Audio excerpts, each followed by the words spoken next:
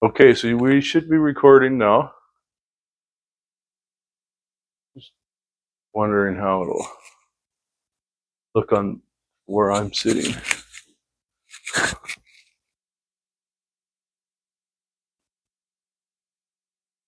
Probably fine like that. Well, thanks for doing this. I appreciate it. I know that the other kids eventually, hopefully, appreciate it.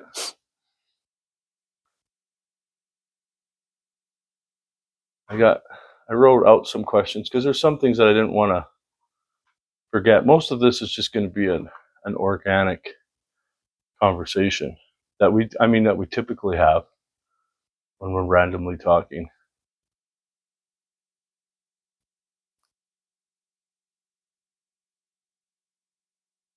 But as I was thinking about stuff, I was like, there's certain things that I was like, I don't know if I know that.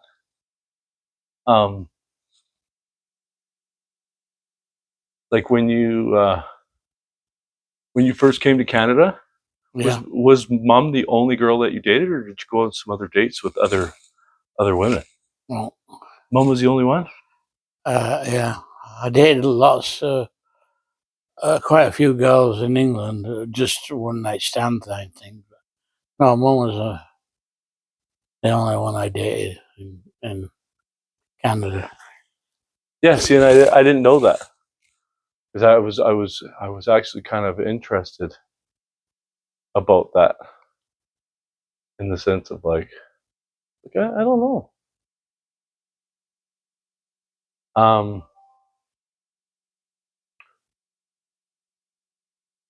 Of course, it's not going to do all this. Some of these are just random questions. You ever go to a concert like for uh like a singers or bands and stuff like that? Um, What? I only ever been to one concert. Which one? I went with Shannon to Celine Dion. That's the only concert you've ever been to? Yes, I've been to places where they had Alec and I went to places where they had some a band playing that was fairly popular, and you could dance while they were playing. But the actual concert, The only one is Celine Dion. I've seen it in Calgary. Did you like it? Yes. Where was it at the Settle Dome? Yeah. Huh. I'm not even sure. Shannon might have bought me the tickets. I don't remember. Do you growing up? What was your favorite band or music group? Or I mean, who was big? Oh, my favorite singer was Gene Pitney. I don't even know who that is. What songs is he was? It's actually he was bigger in. He was an American, but he was bigger in Britain than he was in America. And it's Gene Pitney. Gene Pitney, huh. And he pretty well all his songs were sad songs. And then what era would that have been in? Like the late 1950s, 1960s? No, the 60s. About the same time as the Beatles and Mick Jagger and all them kind of things. This freaking Mick Jagger still going. I know. Didn't like Mick Jagger. I liked the Beatles. I liked Billy J. Kramer. The one who did Ferry on the Mersey, Marsden or something, Jerry Marsden, I think. The one that I actually saw him out. No, I didn't go to the concert, but he had a deal in Keighley at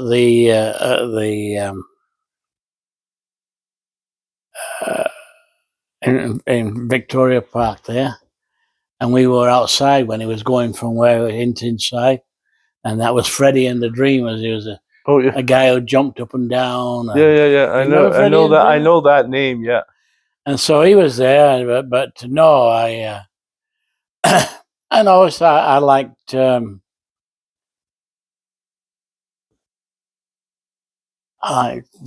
Carpenters, and then growing up it was Frank Sinatra, Nat King Cole, Yeah, I mean, all them, Dean Martin. and most of that back in that time, that most of that was through radio, right? Because it wouldn't have been big on.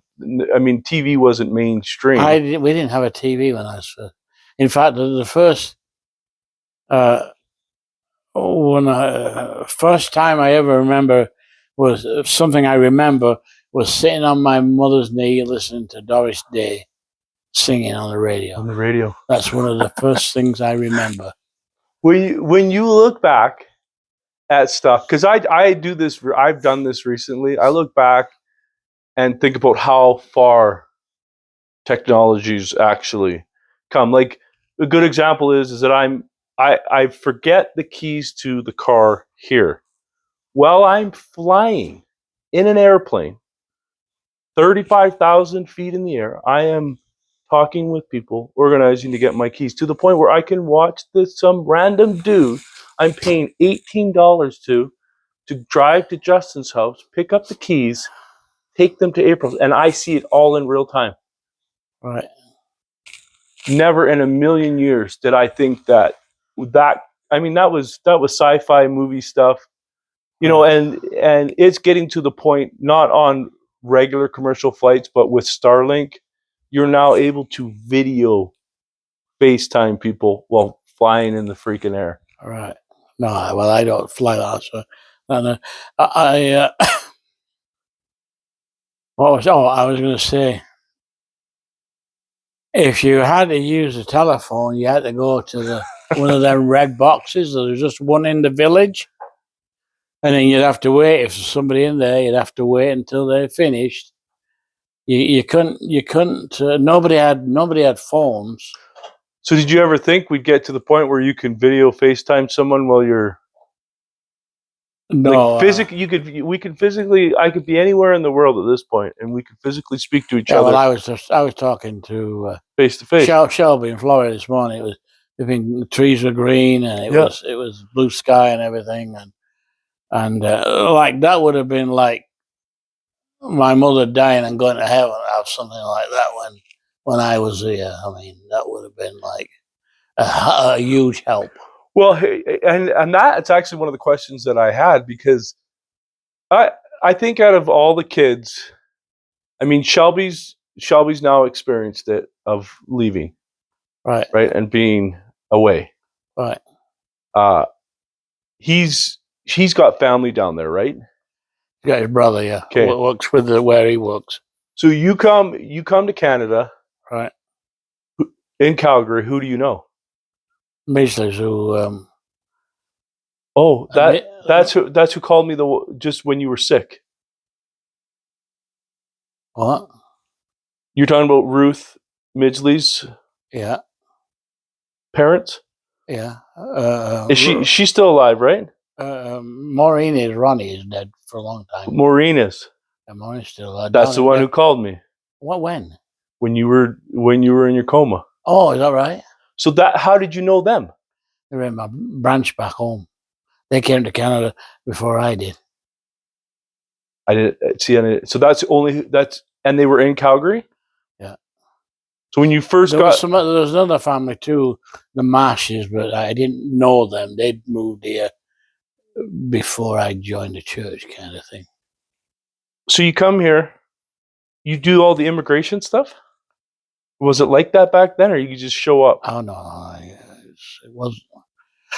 It was actually at first they weren't going to let me come. Who, the Canadians? Yeah, but because I'd been a what we call a butcher back home, and it was a trade they needed, but I had to go to Leeds and to their embassy there, and I had to have X-rays and I had to have an examination. You had to drop your pants, see if you had any diseases or anything. And then that's where the finger in the bum comes from. and they also and because I was actually I couldn't find, because my visa was expiring, and I had to, and so I had to get. I couldn't go on. It wasn't realistic for me to go on a ship. I originally thought I might go on a ship, but it wasn't realistic Oh, to get here. to get here.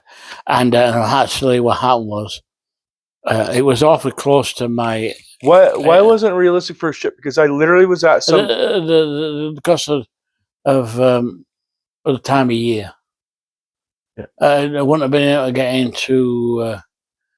I would have had to go to Montreal, and it would have been frozen over. There wouldn't have no ships going in there. And I almost wonder, can you get from England to Canada on a ship now these days? Do you know if that's even a commercial viability? I don't think it is. I don't think there is anything anymore. And back then, was it cheaper then? No, I don't think there's a lot of. In fact, it was. It was. I had to fly on British Airways from Manchester to Montreal. I had to wait 8 hours in Montreal.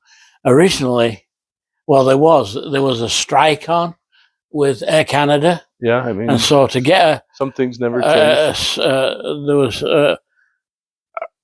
There was no flights, no flights from Montreal to Calgary, and so.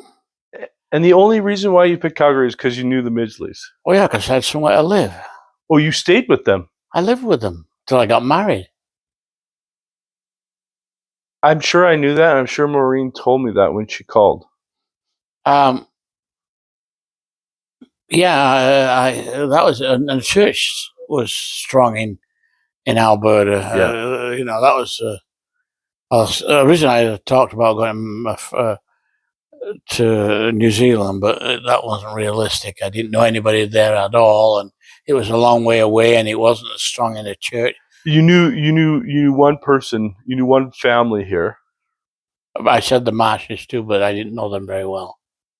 Plus, I knew a missionary who had served in my branch, Elder Bates, and he was from. They were from Calgary, and his there were two companions.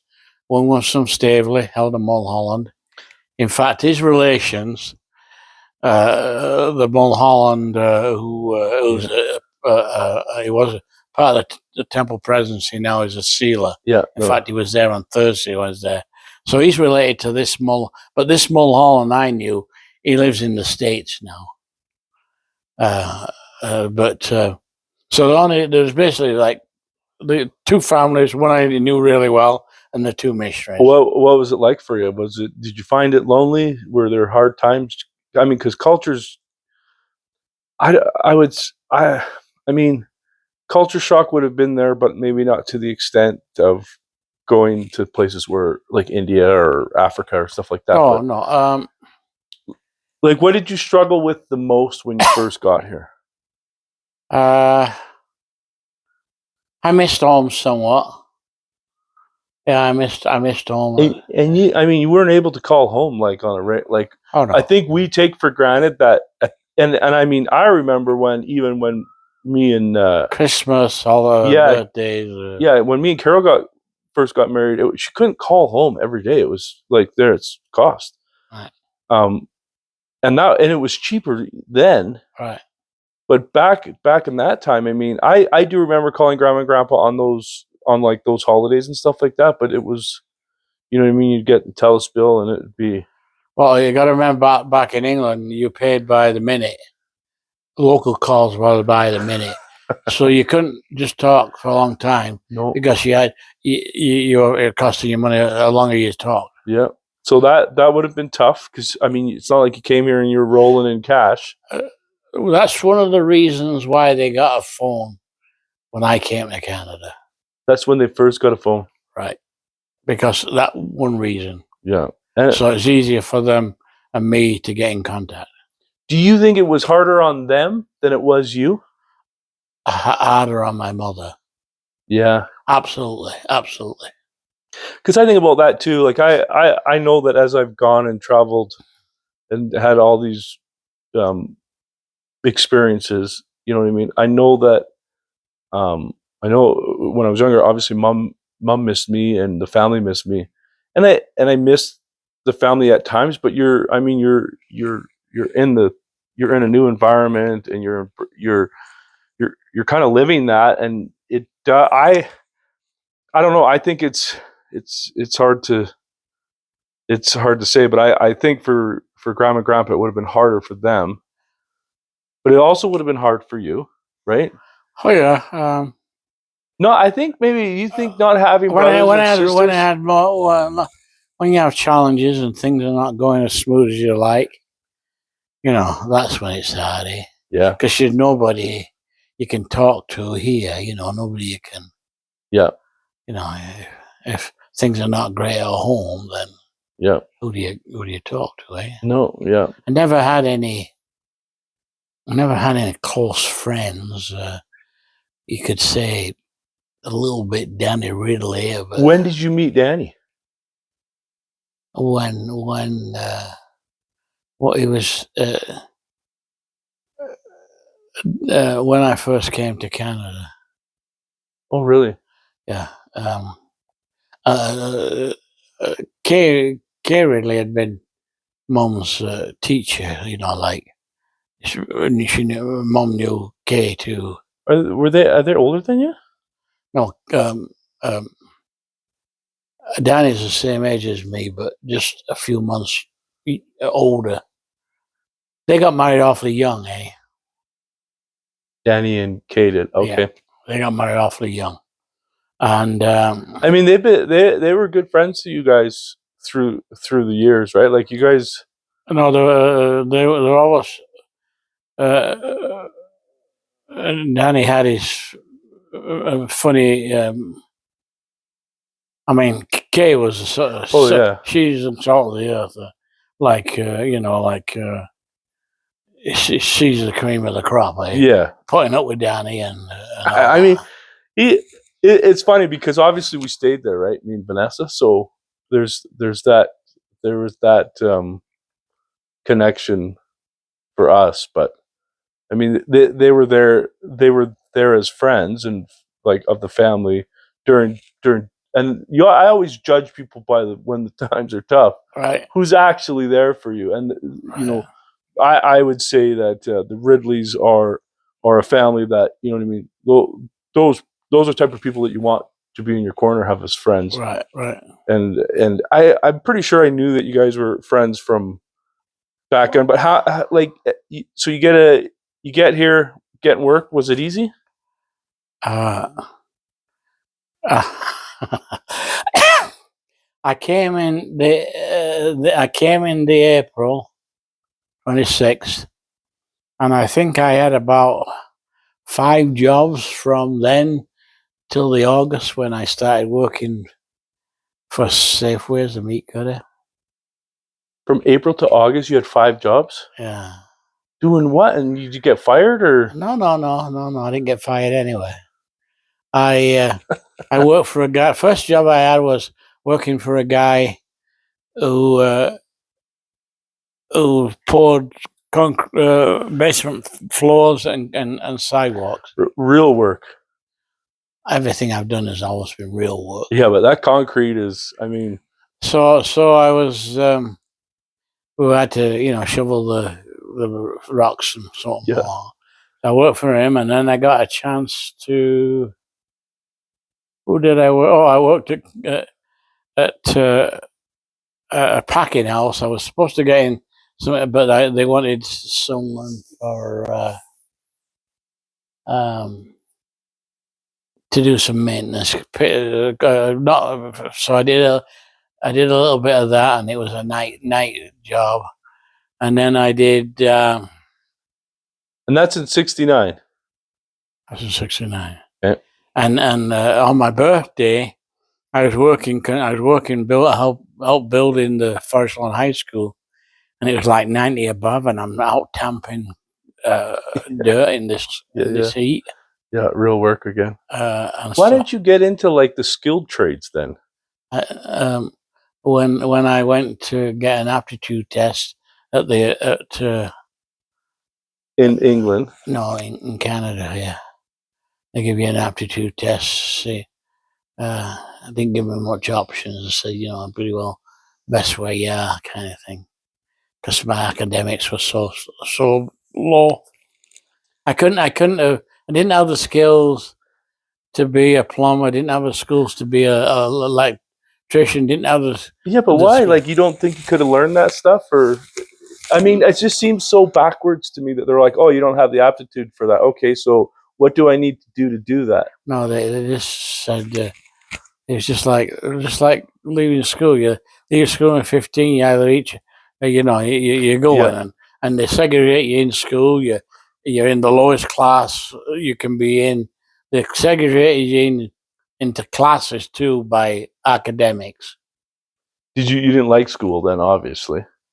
No, I hated school because I didn't. It was too hard for me, and the best thing I ever did, my dad set it up for me, was a night school to help me with. When I left school at 15, I was doing Mat, Cat, Rat was my best in spelling.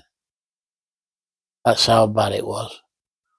And Well, I mean, I went to a special class, and more than anything, it was like there was about 12 adult, yeah.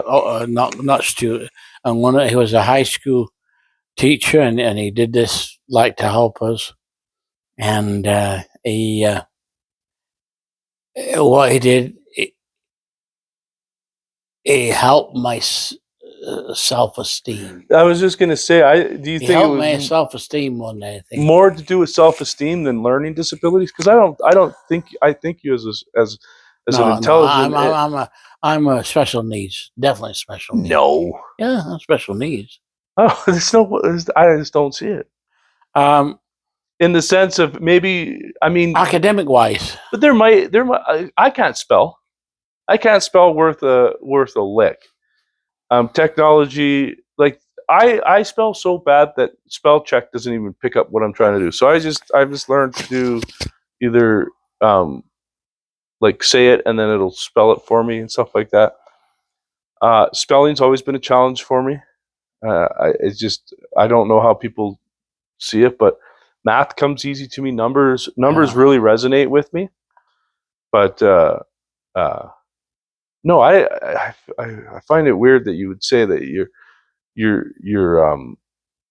just special needs or whatever, because I never, from a social standpoint, you pick up on stuff, you learn, everything else like that. Maybe you're not what I would consider book smart, but I mean, to me, that's not necessarily a learning disability. It's just that some people just don't like that stuff. So why it doesn't encourage them. I went to Mount Royal College, and apart from math, I did well in all my other subjects. Not strong in math. No, I'm not strong in math.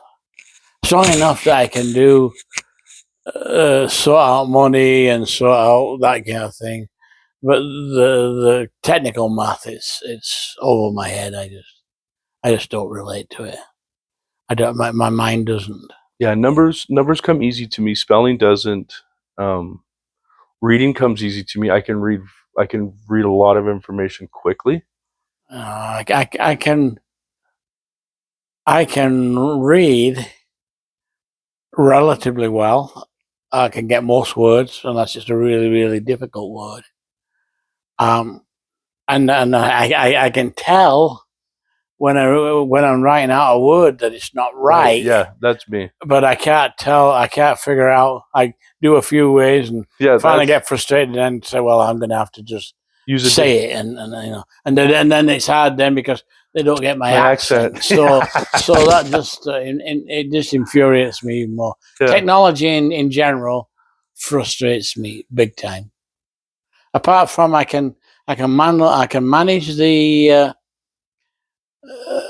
now with the new church program where it's temple ready and stuff like that.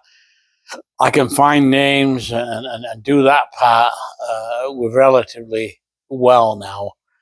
But I do that all the time, so because I do it all the time. Yeah, repetition. So, something like when I'm on this class every Friday, it's just a gong show because I can't get the mic to work, and so I just listen. I don't interact anymore. I just listen. Soon as it's over, the happier I am. Well, just and I'm just like that with technology in just general. Google it. I just find anything to do with technology frustrating. Absolutely frustrating. So you're not like me where it amazes you. It just frustrates you. No, it frustrates me. Huh.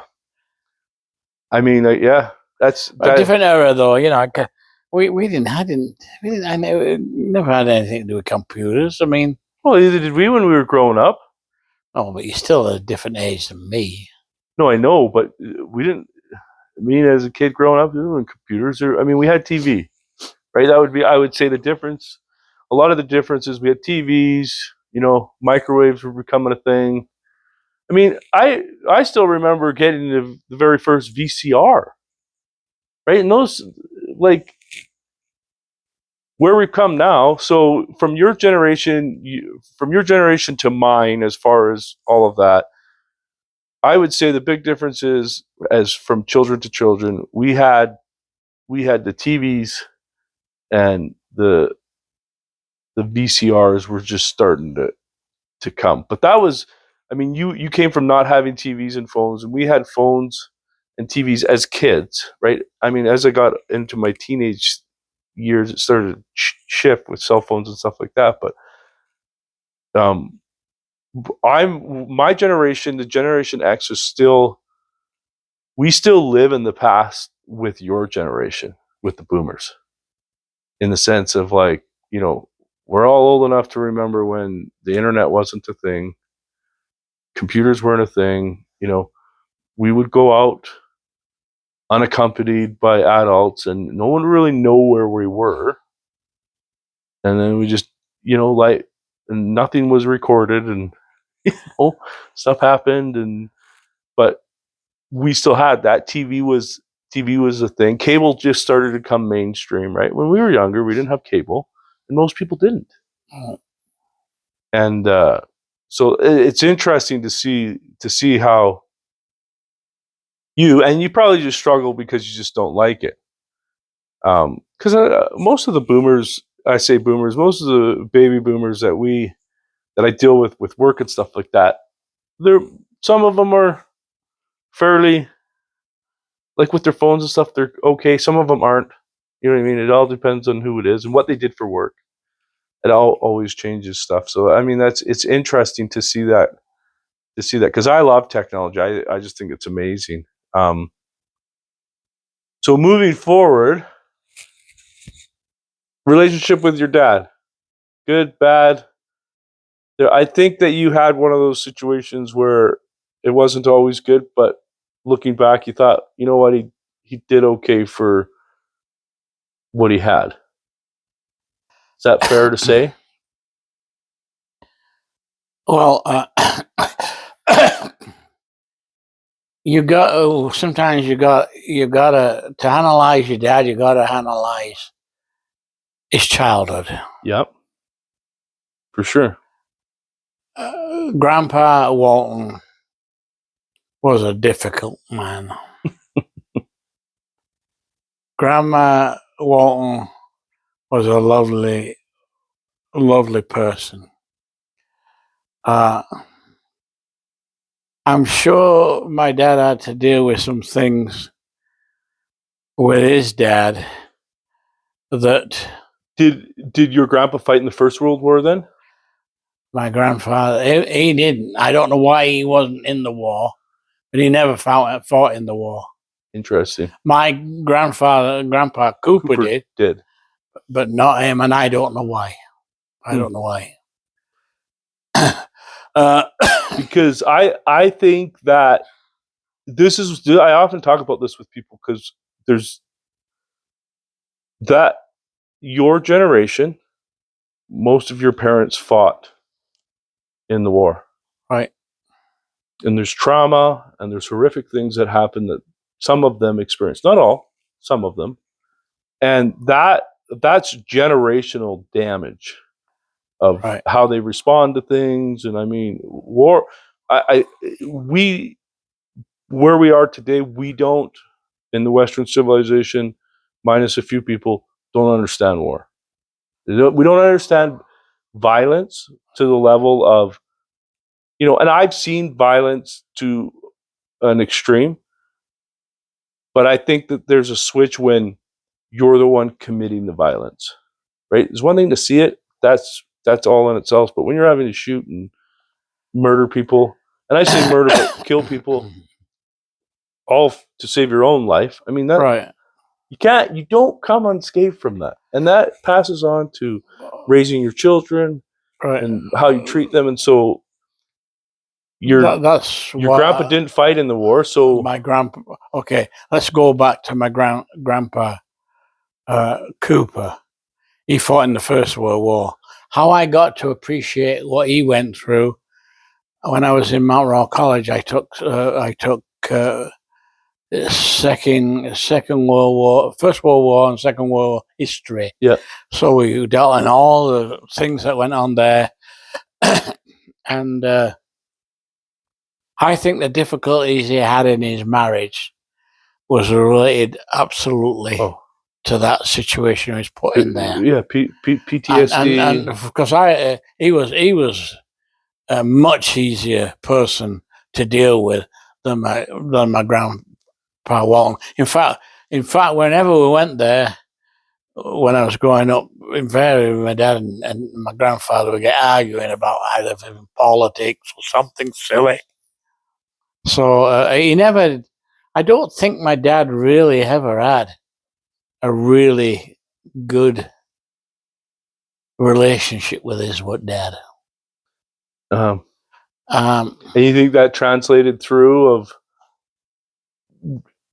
I mean, because I think you've taken a lot of the stuff that you struggled with your dad and you changed it, right? Well, I think now I look back, I don't give my dad enough credit for some of the things he did. We never do, though. Like he always supported my mom with like helping the family and letting Eric come to live with us, Yeah. and taking all the family on holidays with us, Yeah. and all them kind of things. And having me who was a difficult child, Yeah. I much more appreciate him now than I did growing up, or even in my teens before I came to Canada. And I'd grown up more when I went back the 2 years after I'd been here in Canada, and he needed new tires, and I said, "Let me buy you them tires, Dad." He said, "Oh, I think you've done a little bit of growing up in 2 years," and I had, because I mean, I of didn't course. realize just what my mom and dad had done for me and how much they had actually done for me. You don't, though, because I look back and I look at our situation as a family, and I look at things that happened, and I'm just like, man, I don't know how they did it, or I don't know, like, maybe some of the judgments that I might have had turns into like appreciation. And I laugh about it now. And as when I was a teenager, I didn't think it was funny, but we went on that huge road trip. We went to Salt Lake, and there was the whole family plus Mike. We're all cramped in the minivan the whole way through, and we're coming back home. And then We had all types of stuff too. I would bring back. it was. I mean, everyone's just cramped in, and you're having to drive and deal with it all. I don't know how you did that, but then I forget what happened. We stopped somewhere, and then Lisa was struggling to get in, and I was being difficult because she wouldn't get in, and you thought that I pushed her because she fell, but I think she just lost her balance. And then you came over, and you just gave me a couple whacks, eh? And Mom was freaking out, and you were like, "Enough of that!" And I just remember thinking, like, because at the time, I didn't push her, Right. and so I was like, "How dare he hit me I mean, you got me. You punched me in the face once, and I was so upset. I was so mad, and then I remember. I don't know where we were, but I don't think I said a word all the way home. And when we got home, Mom's like, "You need to apologize to him," and I was like, "I will never speak to him again. I will never apologize to him." And I think it was even that same night you came in and you said, "Hey, look, I should have never done that. I'm sorry." And then everything was fine. But it wasn't until I was older and I think about that, and I often say to myself now, I'm like, I was happy that I could be. If Dad's frustrated and I was the one that It was probably just probably the icing on the cake. oh no, it's like pure frustration because I have literally been there as an adult, and I think about it now and I just laugh and I think, you know what, that I'm grateful that at least we were able to get through with it because man, I don't think I couldn't have done it. Like I think about the stuff Stacey and I have fought about through the years with the kids, and it's like our experiences weren't even close to the stress of like having all of those kids, all of those families. Money was always an issue, right? And then I just think, man, no, I And wouldn't. working two jobs, Yeah, having the Shannon Lisa thing, yeah.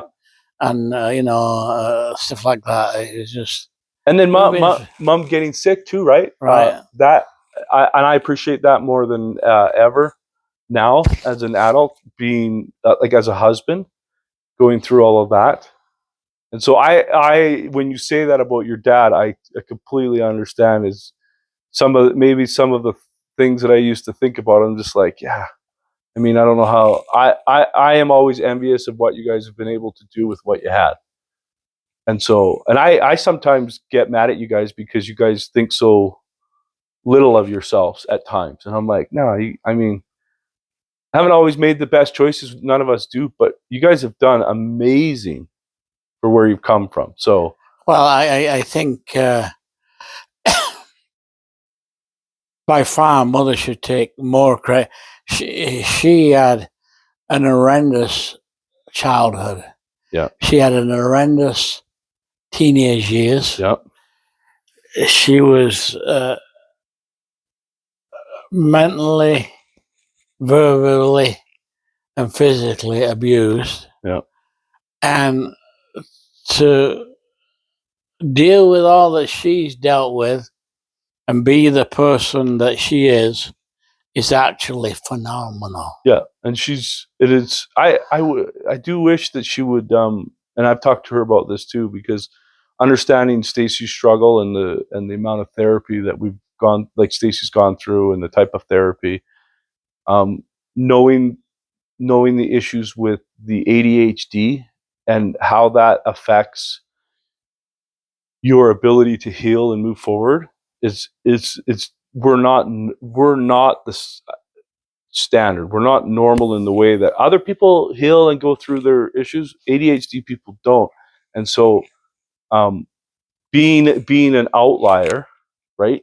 She's had to struggle through stuff that now they know how to help us with the ADHD, how to go through those emotions so that we could basically close off that hurt and emotional pain that never seems to leave. No, I don't think it's ever left, Mom. No, it hasn't, because the way that her synapses and everything works, it doesn't work that way. And so there's different techniques and stuff like that to help people get through that, because normal people, and I don't want to use normal people because I think we're all just different. The standard way that people go through a grieving process, you have like these emotions and there's like stages to them, and then there's finally like a little bit of peace. We don't get to that the same way. And so that would be that definitely is giving me a different view as an adult, of her struggles even well into her later years, right? Like those things don't go away. So no, it's I mean it's interesting when you retrospectively look at things. Now, obviously, your relationship with grandma was good, like your mom. Oh, my mother. Yeah, I mean, I think she was. She was.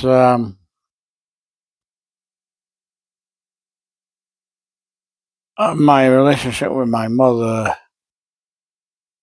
I mean, she did a lot of things for me. She sacrificed for me. I never really appreciated just exactly how much she did for me. And my mother, given even with the rough edges, was a very, very good living person. Yeah, for sure. And a very charitable, Christ-like person. Always helping, always doing, always trying to assist where she could. She could be fiery at times. Not very often. If she was, it's because she was genuinely provoked and had good reason to be. That's how I feel I am. Maybe not. And so, no, my mother. I was never rude, unkind, or disrespectful, or anything of that nature. And some of my friends used to call the parents the old man and, Yeah, and that's the what you old were saying lady. the other day. I just thought that was atrocious. That was as disrespectful as you can get. Is calling your parents that. Yeah. I mean, I don't see it that way, but I've made comments back in the day, and you're like, "Don't talk like that." So it's like, all right, fair enough. I've seen I I've seen you cry 3 times that I can remember. When Grandma died, when Mom put Heidi down, when I left on my mission. Those are the 3 times that I can ever remember you like shedding tears and crying. As we were growing up, were there other times that you cried that I'm not taught that I don't aware of, or times that were like that? Because I never saw. I'm an emotional person now. I've always been. My kids have seen me cry lots about different things, and more just in not even I don't even know, but I don't. I remember when I left on my mission, seeing you cry. That was like, I mean, I was like, wow, my dad just cried, and I'd only remember seeing you cry twice before that. Um, I think I've obviously cried alone sometimes through the years for various things. I'm a lot more. I'm way, way more emotional and weepy now than I was. I mean, so am I. I think it just comes Than with. I was when I was younger, and I often I mostly cry when I'm by myself for various. Sometimes it's because I've seen something that I found emotional. Yeah. Uh, um, I'm not. I don't find it.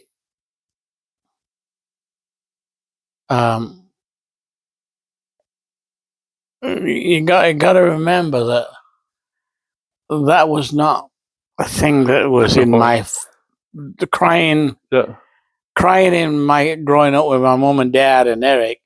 you didn't do. You didn't. It was just you were a baby if you cried, Yeah, eh? Not much my mom, but my dad and Eric could be that way. And so I very rarely. I don't remember. Well, I did cry as a kid, obviously. yeah. I mean, we all did. I remember one specific. My mom and dad went out for a drink, and that's the first house we lived in, and forever I never woke up, but I woke up and there's nobody in the house. So I'm downstairs crying in front of the fire, and they eventually came home. How old were you? I mean, not back then. Like they left you when you were little. It's I like wasn't 4. very old. It's like 4. I wasn't very old. And He'll be fine. And by the fire too, eh? The fire was going. yeah, I'm sure. Yeah. I wouldn't have touched the fire, but yeah,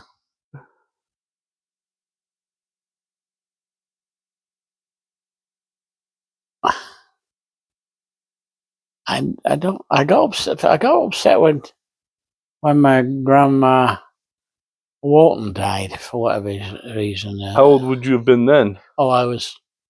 I think I was. And you were in Canada? No, I was in England still, but I was in my late teens, maybe 20. I don't know. Yeah. When she died. I don't remember. Strangely enough, I don't remember crying at what we'll call my Nanny Cooper's. I was asked to give a prayer at the family before we went to the actual funeral with the family before we left.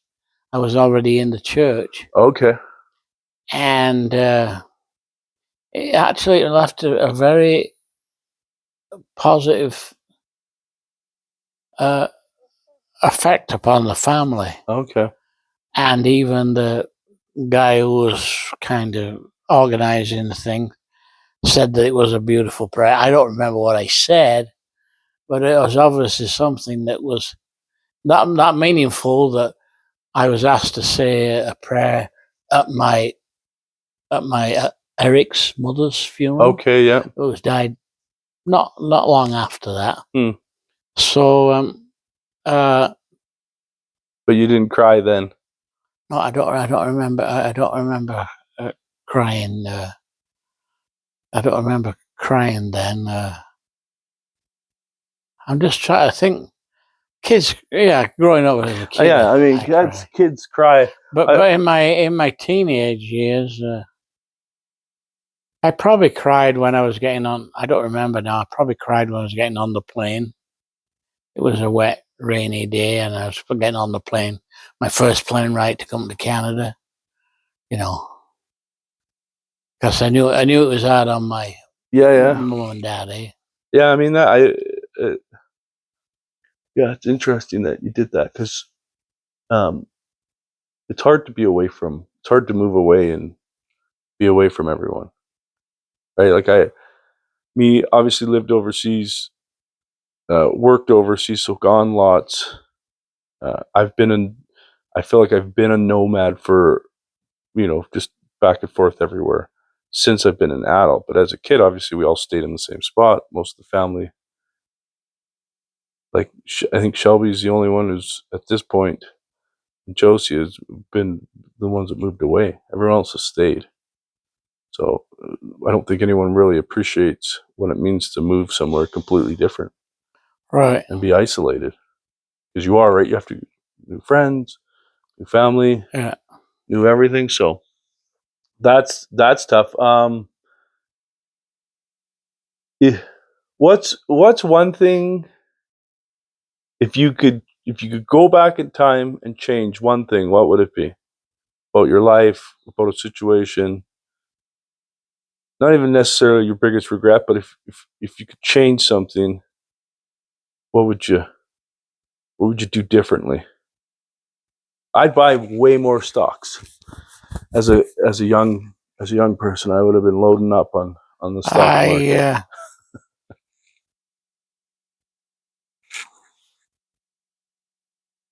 Probably one of the big things is appreciate my wife, your mother, and wish I'd have been more sensitive, more caring, more loving, more understanding, more patient than I was.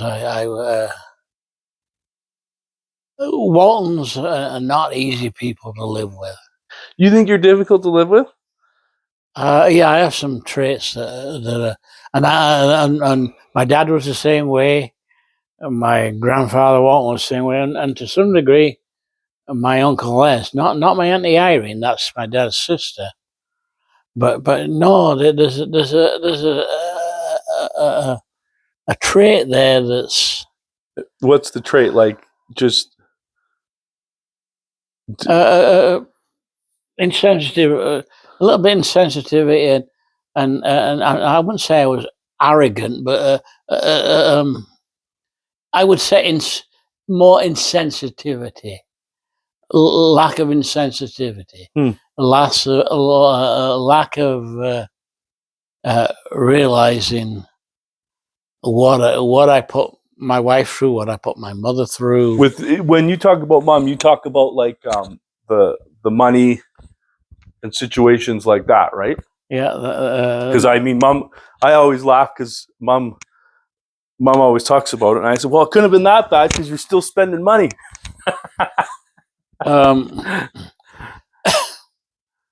by far the biggest challenge is not having enough money. Yeah. Lots of kids working 2 jobs, and still there really wasn't enough money. If and I don't know how my situation was. A blue collar worker. I didn't make a lot of money. I didn't have the skills to upgrade that situation, and so I would say dealing with money and dealing with not being sensitive enough to my wife's feelings and and uh, and what she was dealing with and the hurts that I've caused her. I've caused some hurts that I don't know if they'll ever heal. Well, and I think a part of that is that um, the struggle that mom has in reconciling emotional pain, and so uh, because there's that healing process, right? And mom struggles with the with being able to shut or not shut down, to process it through so that it's no longer an emotional pain. It's just an experience that happened, because that's typical, right? We have things that happen to us, they're hurtful, Right. and then we move forward on them, and that 100% that has to do with the trauma that mom has experienced in her life, and then add in the ADHD with all of that, and so that's also where I would say, just as someone who's lived in that world with my own wife, is that you do have to you have to forgive yourself and say, like, you were young too, right? You're just a kid. You first got married. Maybe we all make mistakes, but it's also understanding that um, mom carries a lot of emotional hurts because she can't process them the same that other individuals do, based on just the way her mind is. It's the same as mine, same as Stacy. Right. That's why addiction and stuff like that happens, is because when people can turn off of an emotion. So and I always try to express to people that when they're like, uh, they made that choice to use drugs or alcohol or whatever it's getting them through that. They made the first choice, and that they shouldn't have made it. And it's like, no, you don't understand, is that put yourself in a situation where you're having a very emotional experience, right? Something very awful in your life. And that pain, and it's even hard for someone to like go back to that pain and then say to yourself, that pain, when you wake up in the morning, that pain's still there. The next day, still there, still there, still there, still there. It never goes away. And then you find something that shuts it off. What do you think's going to happen? They didn't have a choice. They've been suffering this whole time. And so that's, and I mean, Mama had lots of talks about this because that's where she continues to struggle because the pain doesn't shut off, right? She relives these experiences from day one in that sense of how she's feeling emotionally. And so, I mean, that makes it hard because I mean, I look at, I'd say that you've been a pretty good uh, husband, and I would say even better than me in a lot of cases. And so but I also understand where mom holds on to stuff, which also allows you to feel extra, like feel guilty, right? Like I've put her through this through all these years. And so I mean, I would say don't forgive yourself as much as that, because I think, and I know mom has expressed that you've been an amazing spouse as well, and we all make mistakes, but yeah, I do. I find that interesting because what I've had to go through with Stace has opened my world to what my own mother has had to go through and still goes through. Because I mean, mom hasn't been fortunate enough to get necessarily the the type of therapy that Stacy went through, both like what you would call traditional and then like the EDMR therapy and stuff like that. And I mean, a lot of that's new, and then costs are, I mean, I think we were spending close to $2,000 a month in therapy when Stacy first got out. I mean, most people, To have them funds. that's not going to happen. And at that point, I was like, well, I'm going to go broke trying to fix this because this is someone's life that we're talking about. So I often think about mom in that case of saying, like, I understand the pain that she goes through on that level. So it's interesting. Um, uh,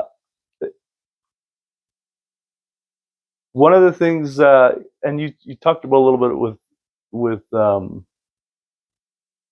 with grandma, because she was a very spiritual person, but you live up, and I want to ask this question the way I wrote it because I think it's important for you to kind of hear it and understand it. But you live a pretty high level with regards to faith and uh, religion, the way that you live the gospel. I would, and I'm close, right? I'm in the circle of how you live both at church and outside of church, and so you're one of the few people I know that the guy I see at Sunday is the guy that in his worst situation is the same. Uh, do you recognize that about yourself? Do you feel that way about yourself? That you're pretty authentic? That most people aren't necessarily like that? That they have to curb the way that they're, like, I have to curb some of who I am when I'm in an environment like church because I don't want to be offensive and stuff like that. And I'm authentic about it, right? That I have to do that. But how you live from moment to moment is whether you're in the temple, whether you're at home. I'd say it's pretty consistent, right? Obviously, no one's saying that you're perfect, and I know that you're not, but it's pretty authentic. Like I've had friends of mine even make comments of like, "Man, your dad is like, he's really that guy," and I'm like, yeah, honestly, he is. So, do you recognize that about yourself, and where do you think that comes from? Um, I've got. I've made. I made a lot of mistakes, and I've been embarrassed at myself for some of the mistakes I've made in my life. I've. I've. I've. To me personally, I think it comes from the pre-existence that because of my valiancy, it said I was held to come forth in these last days. So I think some of the traits I came with is because, not altogether, but partly because of a pre-existing state and the status I had to some degree. I've been around I've been around a lot of people in the church, and certain individuals are on a different level. Yeah, but I think you're on that. No, I'm not. I'm not close. I'm talking about people that are really on a high level. Yeah, but and I see in their countenance, I see in their demeanor, I see in them that they women I meant are righteous individuals, way more righteous than I am. No, see, and I bet you if you would ask some of those people, they would say the same about you. Honestly. No, well, I don't feel that way about myself. I feel very inadequate. I feel a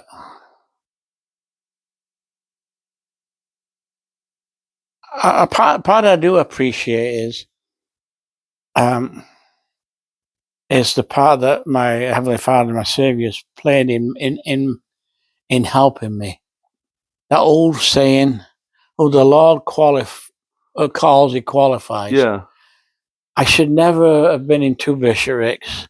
I should never have been in the High Council because of my academic and things. Yeah, but and I would say that's why I think that's why you may look at things and say, well, that's why those people are on a different level, because they have a level of knowledge of the gospel and a deep understanding of the scriptures that make them to that level. But that's not what the gospel's about. The gospel's about actions, right? How we live our lives. And so not knowing everything, not knowing everything is not necessarily a negative trait. No. It's just certain individuals. I have been told that people appreciate my level of understanding of the gospel and the way that I can teach it and stuff like that. And I'm sure some people, I've had people say to me, like, who maybe don't know me as well, or just have heard me give a talk or a lesson and just be like, wow. And then they hear Stacy say something and it's very surface. Right. And then they'll be like, wow, like you guys are just amazing people and just like so spiritual and all these things. And I'm just like, I don't know what you got out of, and I appreciate what you're saying, but I'm not that guy. Yes, I can express the gospel and teachings and stories in a way that can bring them to light and have people resonate. But I mean, I'm the same dirt as everyone else, right? Like I struggle. I'm not I'm not the guy that you want to look up to in the sense of like, that guy's got it together. We're not that family. But I understand where, like, I tell people, church, we're a dysfunctional family, like we're very dysfunctional. Yeah, and that's what I've said is that I'm like, look, I mean, I'm rough around the edges. What you will get out of me is that I'll never judge you. I'll love you. I'll love you at your very worst. I promise you. And I'll be honest with you. Right? I have my own struggles. I'm going through this. As I've come back into the church and some of the conversations and experiences that I've had with leaders in the church who have helped me come through a different way, I've been able to find my place. And I think that had I not had those experiences, it would be very hard because and I've expressed this to you, trying to live up to like the standard of your dad and the way that he lives the gospel, and like you're as you are at home is how you are at church, and you're completely committed to the gospel. And why am I committed to? Ask me, why am I committed to the gospel? Why are you committed to the gospel? Because it's true. And but I know wish, it's true, but I struggle through doing certain things as far as like just my language. My language is inappropriate at times. I'm not as serious as I should be at times. I I'm at the point at times where I'm like, you know what, I'm okay to put it this way: an eye single to the glory of God. I feel like if someone were to say, give me an example of someone who represents an eye to the glory of God, where that's your focus. You wake up in the morning and you're focused on, what would Heavenly Father want? What does Heavenly Father want me today? And I'm not consistently like that, and most people aren't. We go through these ebbs and flows, but I feel like you've always. I've had some hurts in my life.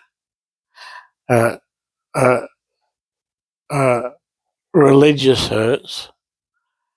I've had some things that I don't understand Yep. that have happened in my life.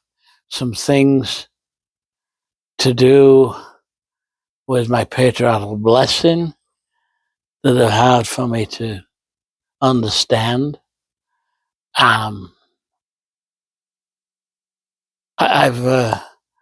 But the fact still remains that a lot of things I don't understand, and I don't understand some things that didn't happen that I thought should happen, but I can't get past the fact that, okay, I don't understand these things, and I have enough faith that somewhere in my eternal progression, them things will be made known to me. Yeah, I think you will. I think you will eventually get on some of those stuff. I think you'll get reconciliation on it because it's. I think that's part of the path, right? I've caused some pains. I was just gonna get her something else to chew on.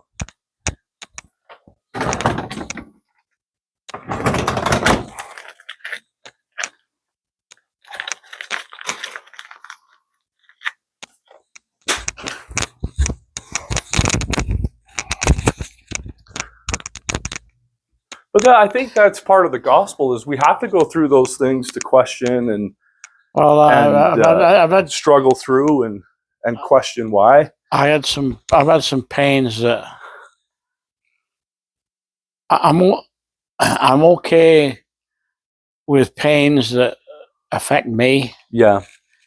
I'm not okay with the pains through things that have happened that affected my wife and my family. Them's are the ones that hurt the most. Yeah. Do you hold yourself accountable for that stuff and feel like you did something wrong or? Something I did wrong, else things wouldn't have turned out the way they did. Do you think that though? From a gospel and a spiritual standpoint, do you think that? Unless some things are made clearer to me later, because obviously my patriarchal blessing has not turned out how I perceived or felt and way it explains should have been. I mean, if I could have had all the things that were in my patriarchal blessing to come about, I would have had trials, but everything would have been. Well, what's something that you think that you haven't that from your patriarchal blessing that you feel like you haven't fulfilled? Well, it mentions twice that I would go to other lands and do things in the gospel, and don't mention it once; it mentions it twice. So, when did you get your patriarchal blessing? When I came to Canada, I was 23. Well, don't you think you already fulfilled that within just coming to Canada? No, I had my patriarchal blessing here in Canada. What does that mean? That I mean, you were still from I'm going. England. That's only one land. He talked about many lands. I mean, Yeah, but so um, and I mean, right? It's all in how you perceive it. It's all in how everything's looked out. I look at that and I'm like, I don't see how that hasn't been fulfilled in a lot of different ways. yeah. Well, It's been fulfilled through me. I've been to, I mean, all over the world and done things. Well, isn't that a result of you? Isn't that a direct result of your actions? yeah, but that isn't me. That isn't me. Me personally. Me. I perceived it as being me. No, I understand that how you perceived it at the time, and maybe how it is. But is that how it was meant to do? So, and I'm not saying that's the case. And also the other two is it said I would have sons and daughters. Well, I guess again they can perceive that any way you want, but I definitely felt we would have another son, but that never came to be. I know mine said something similar, and I look at my children, and I like I feel that way, right? I've had maybe not biologically, but I've had children. Right. I love my children. I mean, they say sometimes that your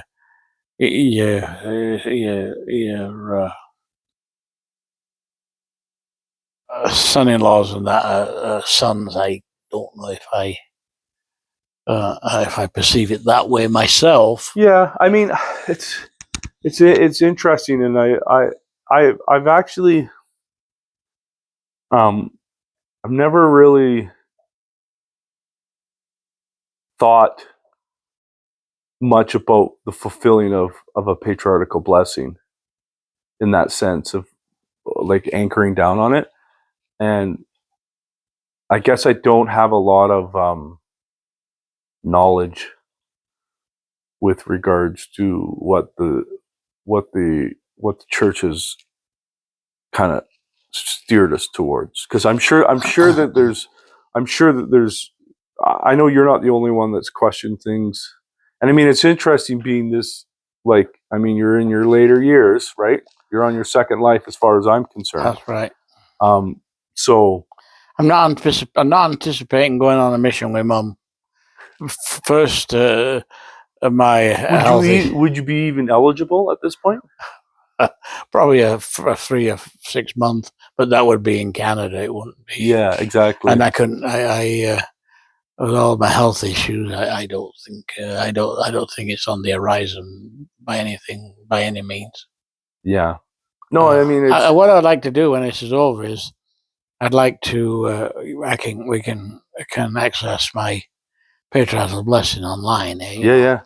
I'd like to go through it with you. No, for sure. And then you can see kind of some things I can see. Yeah. And they're quite clear. Other things are not so clear. See, and it's hard because when it comes to a patriarchal blessing, that is a very personal thing. And I don't share. No. You're But my son. what I'm saying is that like I'm giving you like my perception Right. of it, but that's not my patriarchal blessing. That's right. It's yours, and so each individual, when it comes to their patriarchal blessing, has to. And I use this term often when I teach people, when I'm teaching a lesson or when we're talking about stuff, is that we have to come to our own reconciliation on some of the struggles or questions that we have. And I say reconciliation because it doesn't necessarily, sometimes it just has to be like, okay, that just has to be cleared away, right? Like it doesn't make sense. I got to move forward, or else I'm going to be stuck in here. Or you have to have like a like come to your own understanding through, whether it's through revelation, or just more knowledge, which I kind of the same thing. in that regard, and then it's fulfilled. We'll Yeah, we'll see how it all works out. I'm interested in that. So, here's a good thing. What scripture or spiritual story would you call your favorite?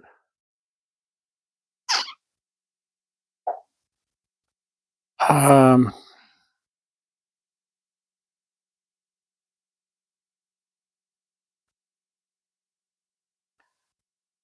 I'm very one of them will always.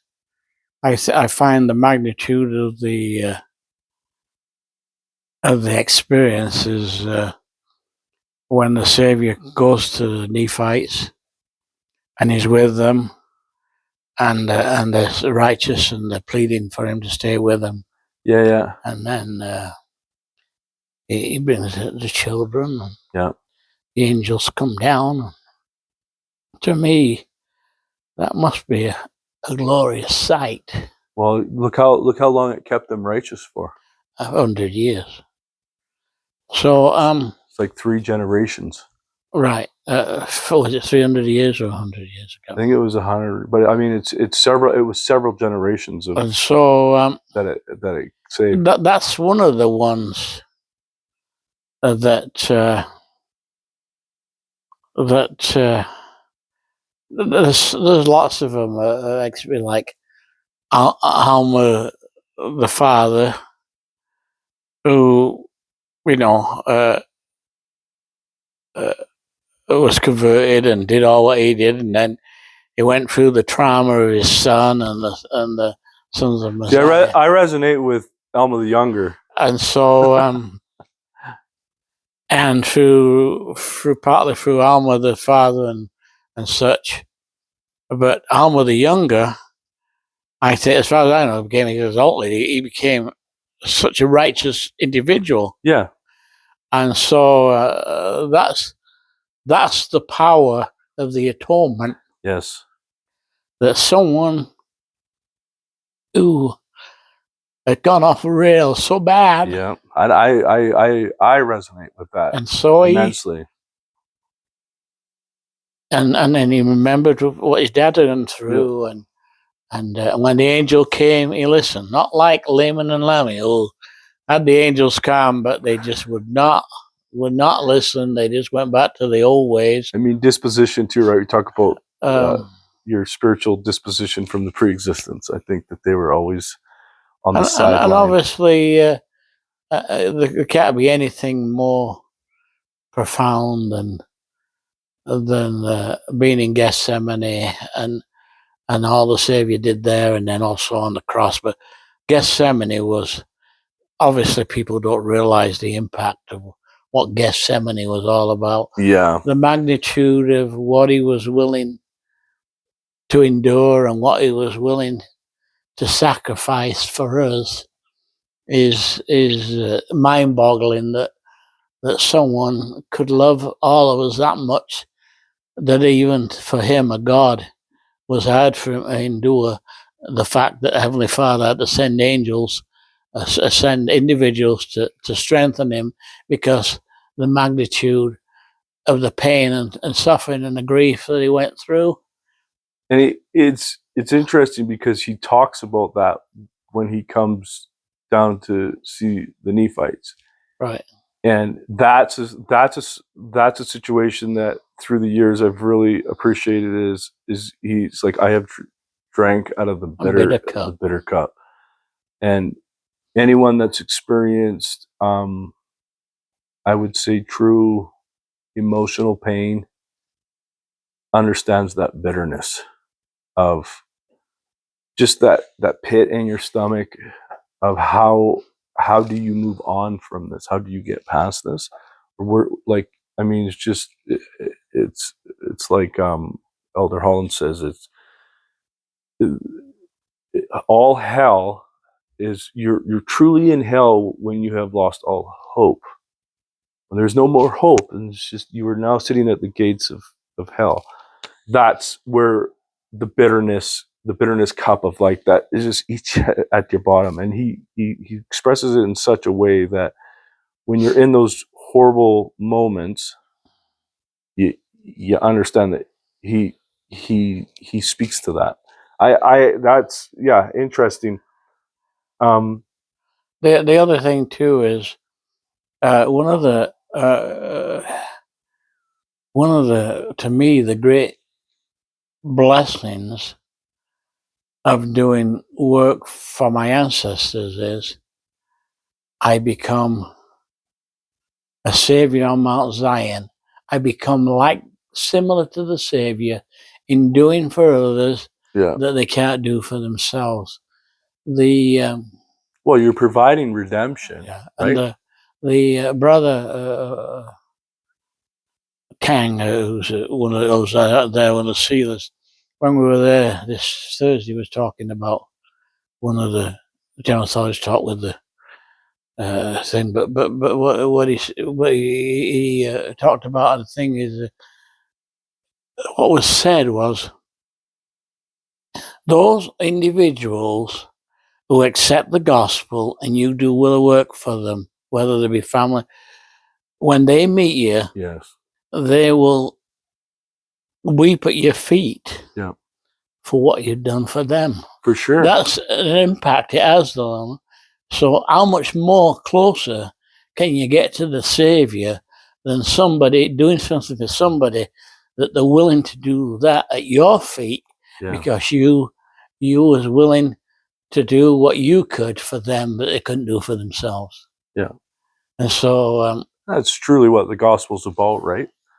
Is putting ourselves in the steps of the Savior, and then that's what it truly is about. So no. What do you have a favorite talk, general conference talk by an apostle, prophet? Do you have a favorite apostle who, I mean, through the years, President Kimball, because of he was much healthier than President Lee, who died.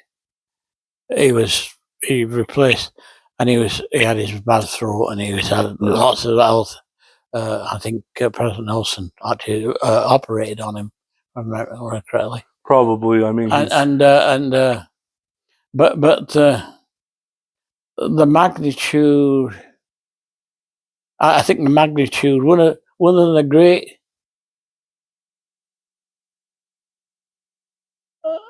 blessings of the gospel that wasn't in place when I joined the church, that came through him, was the fact that he received the revelation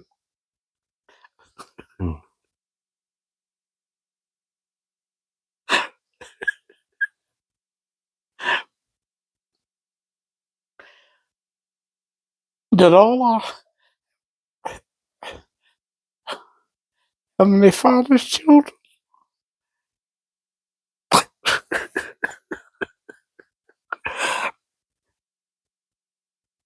enjoy the blessings of the priesthood.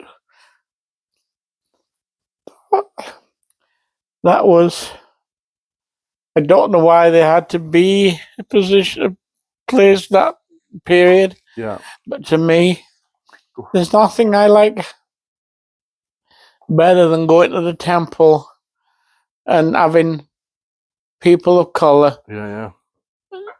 presenting the ordinances to me. I just feel that that's so special. It's 1978, obviously the year I was born, which obviously resonates to me because it happened in 1978, the year I was born, and then I end up teaching the gospel in Africa. Blacks in the Africa. Right. That's just been something that I thought about a little bit, and not so much yearn for. I just wanted it to happen, and when it did, I was joyful. I was Wh- joyful. When that was the case, I mean, you would have been young, right? You would have been in your 20s, correct? 78. 78. I was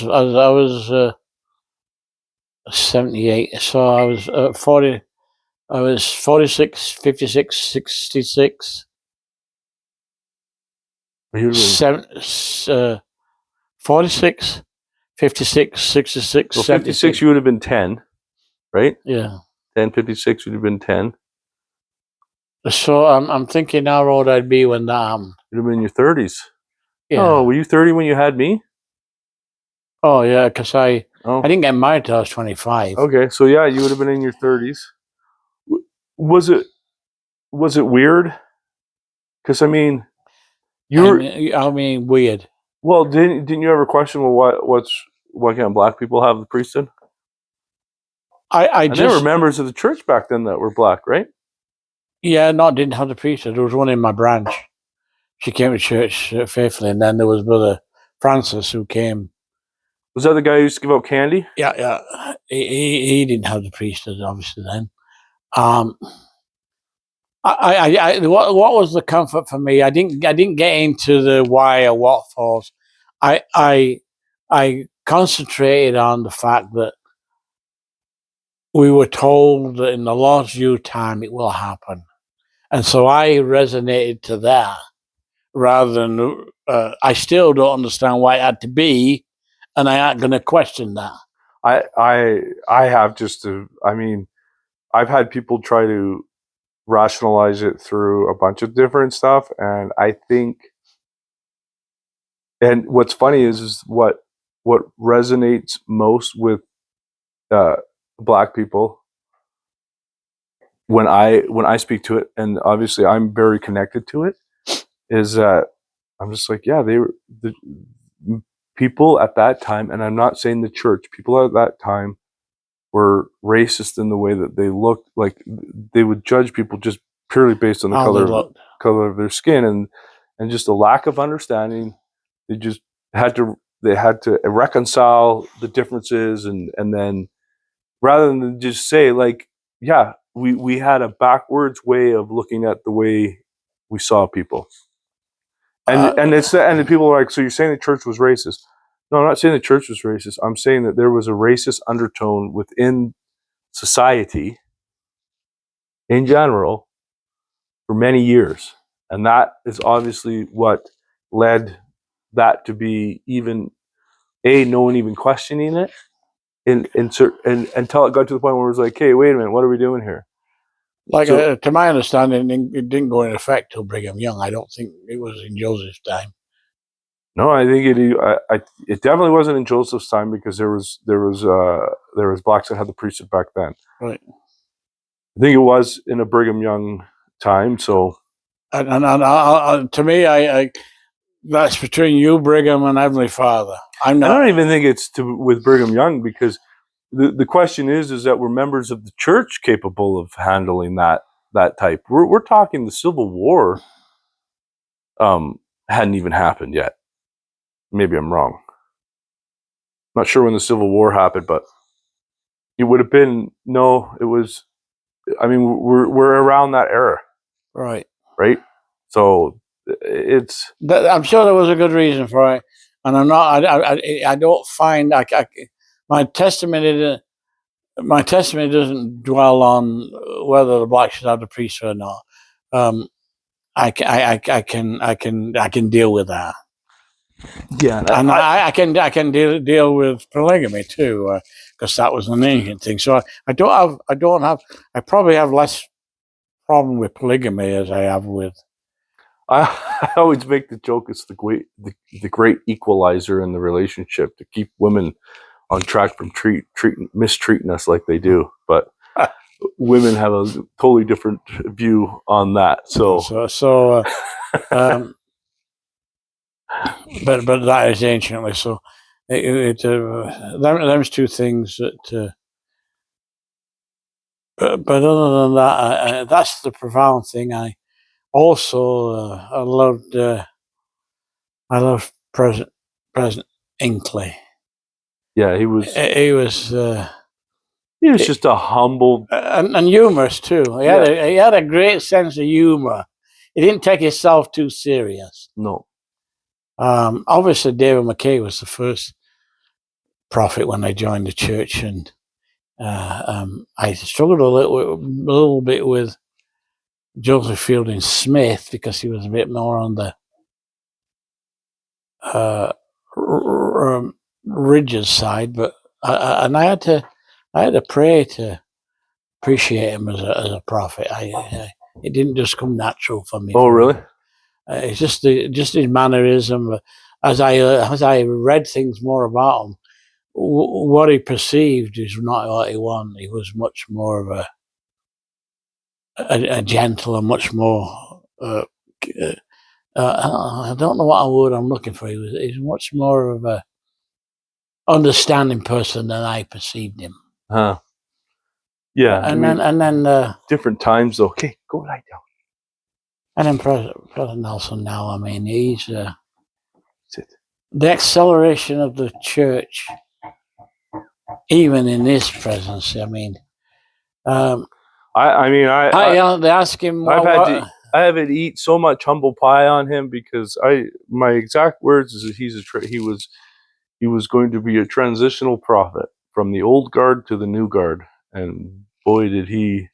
Not only has he not been transitional, but he was not the old, he was not part of the old guard, because the amount of changes that he instituted that I was very much looking forward to and often questioned, like, why aren't we doing this? It's just like boom, boom, boom. And I was like, okay, well, maybe I put him in the box with the older group and trying to maintain some status quo just based on comfort. And I mean, and I get it owning a company and just from an organizational standpoint. But yeah, Elder Nelson, or President Nelson, out of all the prophets, has surprised me the most with what I anticipated versus what he's done. So, and when they asked him, well, why is the church building so many? Why is the church announcing and building so many temples? And he said to him, because the Lord told me that had to be. I mean, who would have thought that they would have be building a temple in Mongolia? I didn't even know we had any members in Mongolia. Maybe we don't. If we do, it's probably not very many. No, we don't. But I was listening to a talk where a brother was saying, and they were Mongolian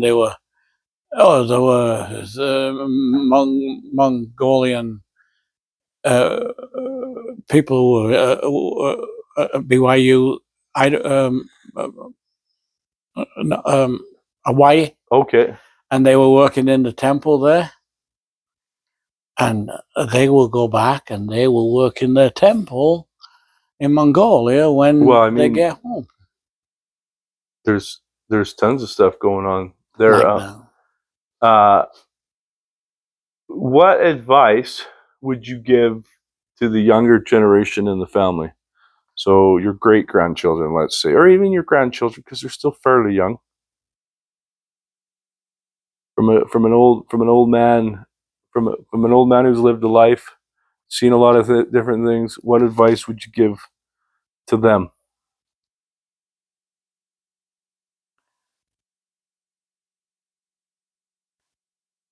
Just be like, the first thing, the first thing I would tell them: do not underestimate the power of prayer. No matter where you are in life, or what you're doing, or what's happening, or where you're at, do not underestimate the power of prayer. When all else fails, you can always pray to a God, whether you still think there is a God or wherever you're at in your life. I can assure you, from my perspective and my knowledge and my understanding, there is a God, there is a Savior, and they know you as an individual. How they do it, I have no comprehension. It doesn't make sense. I just know it happens. Just like I don't understand how Heavenly Father hears all our prayers. I just know that prayer works. So, and do do not mock God or the Savior.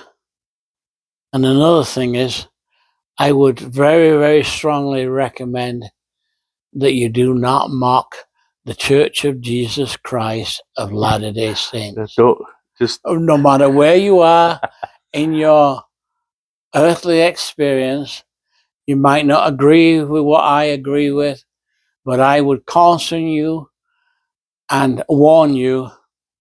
You don't have to agree, but I would tell you that it is a very, very serious thing to mock.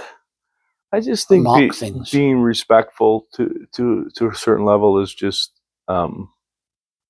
is important, because being disrespectful to someone's belief shows the lack of character of yourself. Right. It's, I mean, so no. And I want what I would that they really need to know, and to me, it's not a knowledge. It's, in my eyes and my understanding, what I've been dealing with, it's a fact.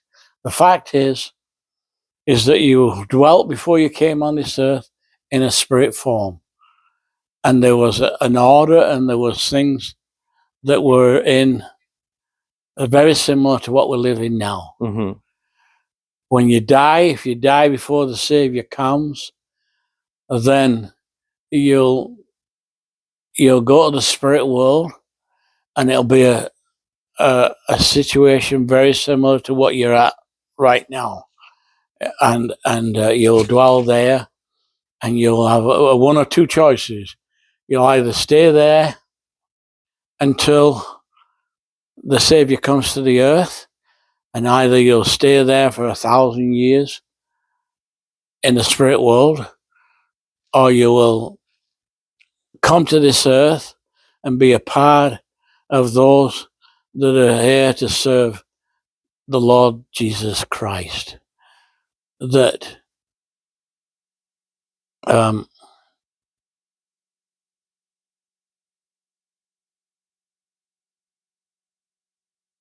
if you're here when the Savior comes, depending on how you're living your life, you'll do one or two things. You'll either go up to meet the Savior, or you will be burnt at his coming. I'm trusting and hoping that my ancestors will be not that wicked. They don't agree like I agree, and some of them have a countenance about them that I'm not happy with, and I get concerned about. But I feel somewhat too, they have a lot of life to live, and they have a lot of things to do, and maybe through our example of myself and my wife, that they might see that there's a lot to be learned. Yeah, I mean, there's lots of, when I look back and think, and I think about changes that I've made in my own life and where I've been and where I've come and where I'm at. There's, when you're young, it's just, you see the world in a lot of different way, and then as things happen, and I think for the most part, some of us, not all, but a lot of us grow into we definitely look back. You definitely look back, right? And so the examples of those before us are those examples, right? And I think that's what time does, and I think that's why it's important to like, as we grow older, is to continue to try to grow and progress and live, because when we're gone, right, what legacy do we leave? With that being said, You once told me we were singing a song in Sacrament, "Abide with Me," and you said that's the song I want at my funeral. No, Or was it what song was it? no, it was. Did I get it wrong? Let me read it again. Yeah, no, it's the two songs is "Abide with Me," "Fast till even Yeah. die." Well, that stems from that was always sung at the Remembrance Day, in remembrance of the ones. That's when I first remember. Is that not what it's called though? "Abide with Me." Yeah, but it's not that. There's two of them. You got to be careful. You got the right one. Abide with me, fast falls the eventide. The earth grows dim. It's shining so bright. So why that one? What resonates with that you want that to be at your funeral? Because of the words, when you listen to the words, it has a lot of significance. And then the other one is it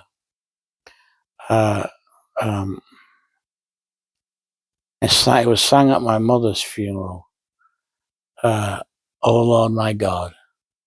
Okay. Oh Lord, my God.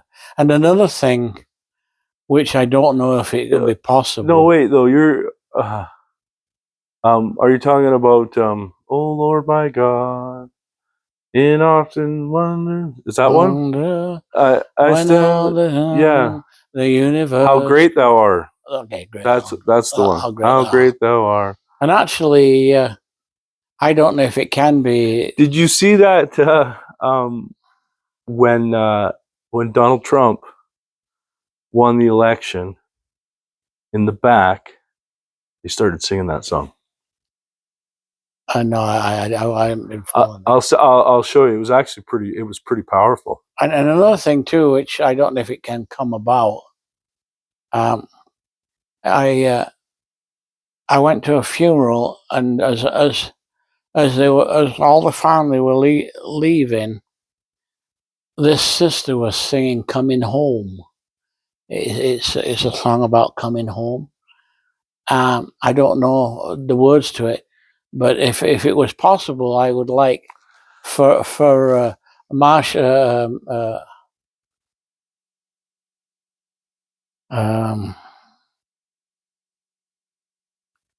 Ashley, Ashley, yeah. to sing that because she lives in Gaza. Ashley, you listen. You're gonna be singing that song. Well, which song is it? Like in Africa,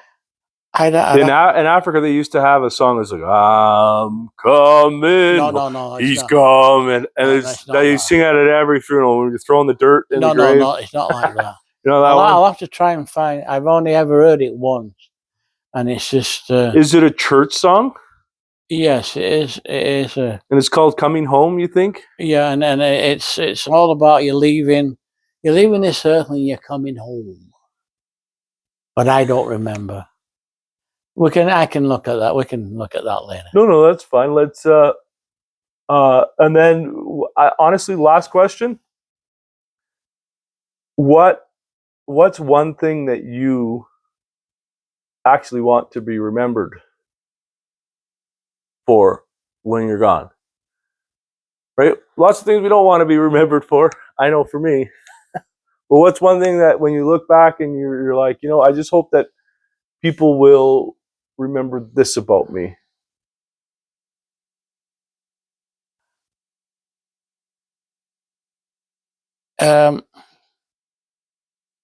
Even with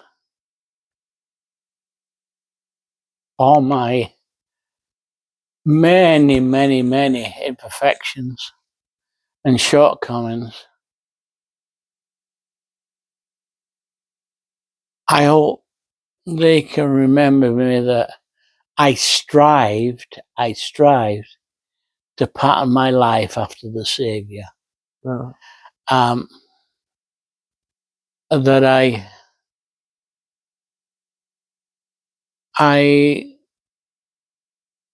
try to be charitable. I try to be Christ-like. I try to help others where I can. some people I find it hard to help than others. So I'm obviously not like the savior, but I've tried to implement into my life some Christ-like characteristics, as you uh, and my wife and your mother can attest to. I lack a lot of the Savior's characteristics. I disagree with that. I think. Well, anyway, but I have tried to pattern my life after my Redeemer and my Savior, and my King. He's my King,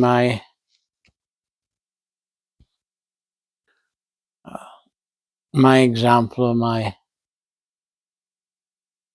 and I'm looking forward when I die to meet some of the people when I was a kid.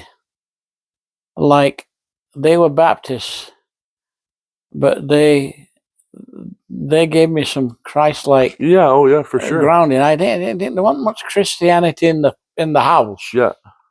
Christian acts, but not much reading the Bible or praying and much stuff like that. Yeah. And so there's two people individually. There's Tommy Maddox and Ned Demure.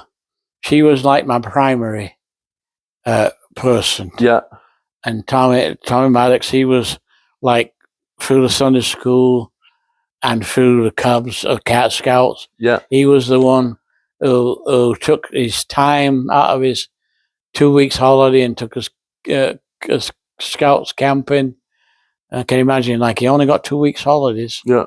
And he took a week of that to do that. And then there was another one.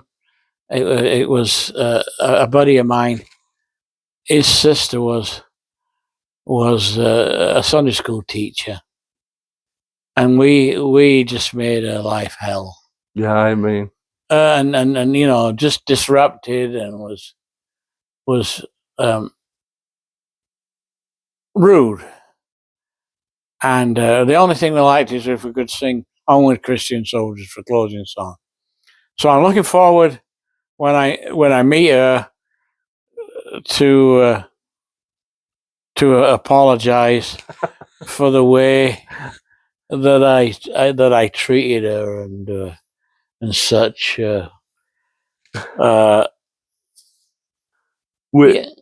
when you look back at all of us kids, do you have a favorite family memory of us as a family doing something or experiencing something or a holiday?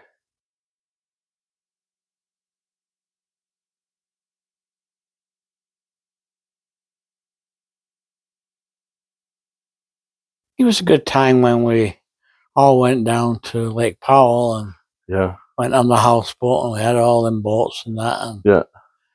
And I remember that. Even though I had to work most of the time, we got to use that cabin up at Paul. And I actually have a lot of childhood memories of the cabin. You know, through the kindness of others, letting us use there, and then the people next door who had lots of money and actually they got divorced. But I went to high school with her. One of the girls who was a year older than me. They had a nicer cabin, and they let Mum. I was working as usual, but she let my Mum, you guys have it for a week. Just, you know, and that was the cabin next to Paul and Joanne's. Yeah, I remember them.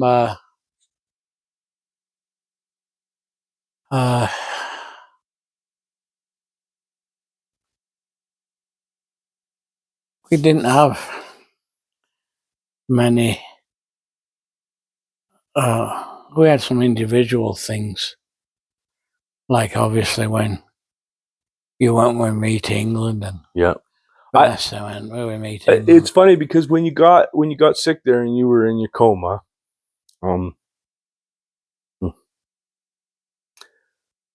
I was very grateful for the individual times that you would come with us as our family on things, and my kids were able to spend time with us and you, and you were. I mean, when we went to We've done for it. Mikey's Yeah, ceiling and that.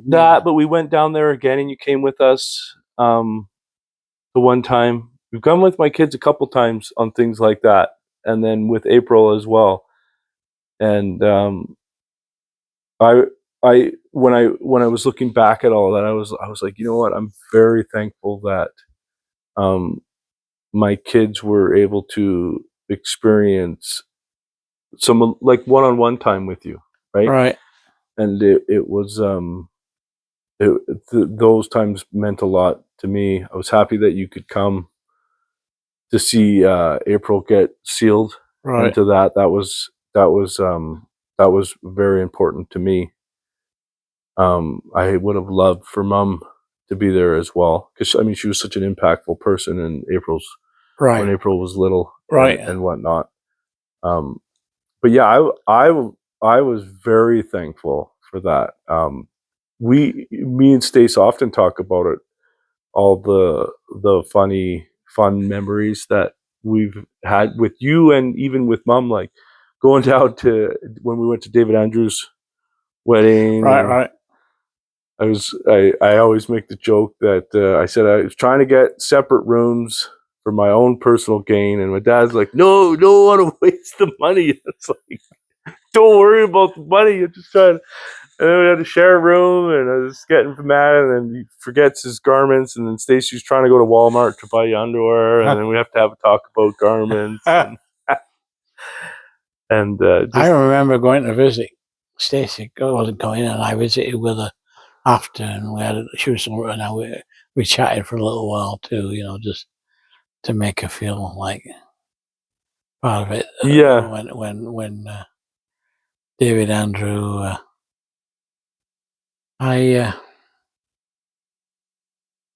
those were good, and it's funny because when Stacy has all these amazing pictures with you and her, and I was like, "Where you have more pictures with my dad than I do?"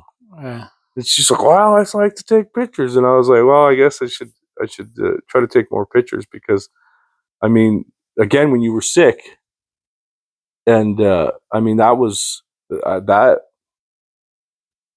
very traumatic for me, and I don't think people realize how hard it was for me, because I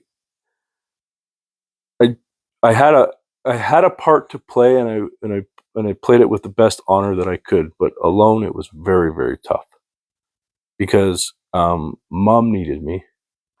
Mom needed me. But Mom needed me to be strong and to be like, keep her calm and keep her in check. And there was a few times where I couldn't make it there right away, and everyone's texting me privately, "Where are you?" And I'm like, "I'm on my way." And they're like, "Well, Mom's like." There was a clear distinction of when I wasn't there and when I was. Well, unfortunately, it was COVID time, and only you and her were allowed to go. And so, but so I have to play a strong front on that side to keep Mom. So who was the when I was in that critical time? Who was the strength? Was it Mother who was the strength? Who was the strength? I would say I think if you talk to Mom, she'd say would be me, and I tried to play that role. Mom was very very strong, but not Mom. I feel like you'd have to ask everyone. I felt like, and for me, I said, I'm like, this is the role that I need to take, is to be the strength and to let everyone, to just try to be in check and keep my emotions in check. And the worst is that I had to physically see stuff. Right. That was, I mean, I think she showed Lisa and Amanda at a stage, in the second they saw you, like, they just broke. Right.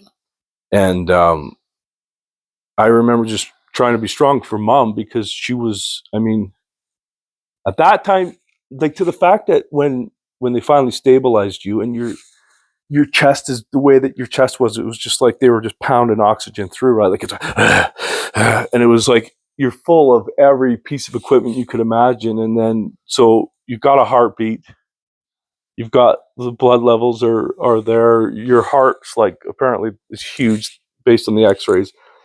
And then Mom says, well, now that he's stabilized, how, like, what are we looking at? And the doctor's like, he's not stabilized. Machines are keeping him alive. We don't know. And it was like no punches pulled about, like, oh no, he's fine now, just like straight away. And then Mom's like, why? I don't want to leave. And then I said, Mom, the machines are keeping him alive until they turn the machines off. He's not going anywhere. So she didn't want to leave. The doctor convinced her, like, he'll be here in the morning. And so that was tough. And then I'd come home, and then obviously Stacy's struggling. So I don't get like the reprieve of like, hey, I'm gonna have some sad time, right? And so I know for me, that was a lonely time, because I had all these, I felt like I had all these roles to play. And Vanessa had called me. Well, she was on the holidays, right? Yeah, and she's like, what am I supposed to do? And I said to her, well, dear sister, welcome to this side of the situation. It sucks. I'm telling you that right now, and there's nothing you can do. And it, like, giving her that reality of like, hey, it's like, this ain't my first time dealing with this, because we just came at it with you, but now you're on our side now. You gotta sit here and just hope and pray and do all those things. And so, no, that was very tough on me. And I remember I'd have times of driving that I would shed the tears and have my moments. And then as soon as I got in the hospital, I'm like, okay, Mom, how you doing? And just trying to just keep her strong and everything, because we didn't know, right? I mean, we didn't, and no one was giving us any false impressions. So and actually, there was individuals that literally said to Mom, based on everything that had happened and based on their experiences and their knowledge, these were the people at the hospital. No, friends and family said, you need to start preparing yourself. He's not going to make it. Like, so there were individuals that were, and I mean, not even in a malice way, but no, I mean, this is reality. What we're seeing. Yeah, we understand the situation. And so, and I was there for a lot of those conversations, and it was it's just trying to keep Mom strong, right, and making sure she was eating and stuff, because she stopped eating, and so I was trying to get her to eat and just keeping her own strength up. So yeah, I mean, it was so that was a tough time, and one thing though that it did make me realize is the impact that you had on thousands of people. And I say thousands because it seemed like thousands of people reaching out and what they thought about you and everything else like that. And so that was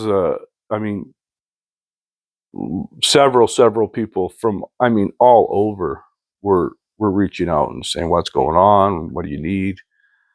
And so, that was a testament to how you've lived your life thus far. So that was nice. But yeah, it was,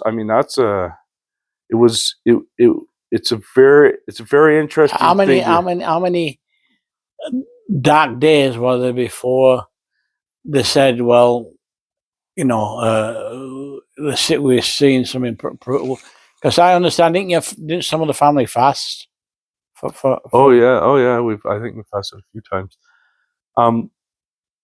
The the the next day, once they stabilized you, the next day when we came in, your kidneys were shutting down. So then they're talking about like, oh, how long has he been with like his kidney issues? What are you talking about? Never had kidney issues. Well, no, his kidneys are failing. There were, I think your kidneys were working at like 10 or 15%. And then they're like, okay, well, we're gonna have to keep an eye on that. And then when you had when you went into when you had that second clot, you basically went into cardiac arrest. You threw up, and so then you swallowed, so you aspirated, which caused you to have a severe chest infection. So you had a massive chest infection that was that my lungs or my chest? your chest, like Chest. you had like lungs. Right. So they weren't sure if they were going to be able to keep that under control, which that ultimately would have finished you off, right? Right. So that was an issue for a few days, and then every time they tried to wake you up, like to take you off the stuff, you weren't really waking up, and you weren't. It was like, hey, it was Peter trying to get your attention, and you're just not there. I remember driving Mom home one day, and she said, she's like, I forget what she said, but she's like, do you think if Dad pulls through, do you think he's going to be the same? And I said, Mom, he could be gone mentally, right? Like he could be the man you knew. He could be gone. That like That's it a would possibility. never be the same because of the brain damage. Because no one knew how long. No one at that point had a definite answer to anyone how long you were gone for, as far as like before you were getting CPR. Right. No one knew. So it's like, well, how much brain damage is there? Because we may get him back and he may not be there. And so that's why they kept trying to wake you up to see if there was Anything. and so and I said, you could be like barely be able to speak and just be drooling for the A bit rest. like Ken Robinson. Exactly. And so I'm like, that's the reality. Like and I said, even if he comes out unscathed, it's gonna be different, right? You don't go through that and then just everything go back to normal. But yeah, I mean, there was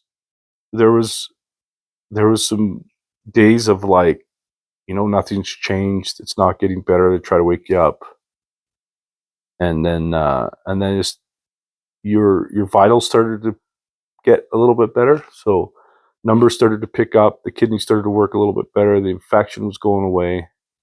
I'd given you a priesthood blessing that very first night, which was extremely challenging, and you could appreciate. I find giving blessings extremely challenging anytime. You could appreciate this because I have the whole family I know. Analyzing Right. what I'm saying, holding on to any glimpse of something. There's history there, right, with priesthood blessings that right don't always resonate. Right. No, I know. And I just remember praying and saying, Heavenly Father, I just need to be the conduit. Like just right. I can't just, be any. And it's a very difficult situation because you're trying to take your emotions away of what you want. right. And then, so I gave you a priesthood blessing, and Anna asked that it be recorded, and I said, yeah, absolutely, like, let's record it. I think that's totally acceptable, so that everyone in the family can. See, I've never heard that. Yeah. And I said, yeah, no, for 100%, right? Like, so mom did record it, and I gave you a blessing, and what mom's like, well, how do you feel? And I said, I said, I feel hopeful, but I mean, you never want to. It's hard. It's such a hard situation because you want to show faith and you want to have faith, and I did have faith, and I remember saying, you know what, I feel like everything's going to be okay, and I don't know what okay means, Right. but I felt okay. I mean, I have given blessings to individuals in the hospital, or pretty much given them their last rites, and said it's time to go. You're okay. Like, things will be fine. And then having to report back to family, and they're like, oh, well, how did it go? Well, I think he's going to be okay on the other side. Right. And like walking out of the hospital, saying, like, to the other elder, saying, did you hear what I heard? It's like, yep. It's like, okay. And so I have had the opportunity to kind of give those, see both sides. when you were told they were going home. Yeah, and so I was willing to, and like I said, my prayer is like, just let me give a priesthood blessing that restores a little bit of faith back in the family. Honestly, that's how I felt, and in myself, because I think, and I've been blessed in this situation where there's often times where I feel like I'm, like, so far gone. You know what I'm saying? Like, that I'm so far away from Heavenly Father in certain aspects, or questioning where I need to be or where I'm at. And it's in those moments that I'm given some, like, and I often resonate with Joseph Smith, because he documented those conversations, right? Right. And so I appreciate what he was saying and what he was doing, and so it was, again, one of those moments where I was just like, I need to make sure I'm where I'm at, where I need to be at, because it's important that, as the next patriarch of the family, that there's a level of faith that lives. And it was very challenging, because I would say that all of our family members have a faith in God. I think that's a fair statement, and especially at that time, I think everyone, whether they did or they didn't, they wanted to have faith in something, Right. because you hope for that. And so it was looking back, it was a great experience that we were able to have as a family, as brutal as it was. And I mean, like, honestly, very, very traumatic, of like, having to witness all of that. And I know Mom still struggles with it.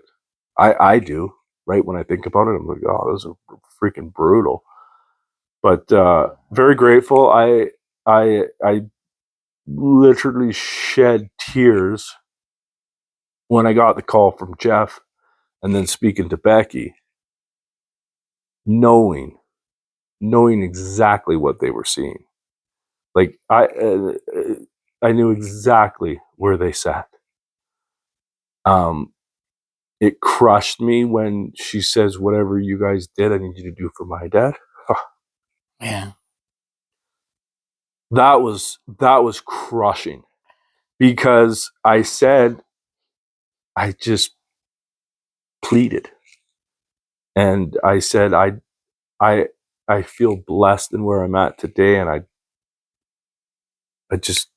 know that not everyone's that lucky, and they weren't, right? And that's where, in those moments, I do feel blessed, because it's given me the opportunity to have moments like this, where I can now look back and have conversations and know things that I was able to say, so that you truly knew how I felt about you. Um, just appreciate little things a little bit more, to make sure that um, I have, I've been able to check off a bunch of stuff that, if a lot of people are like, oh, I wish I would have done this. I wish I would have done this. I wish I would have said this. I've been able to have those moments. So you're able to see April Right. get sealed in the temple. Anna's wedding, I was able to go to that. I shouldn't have really been at that. Yeah, exactly.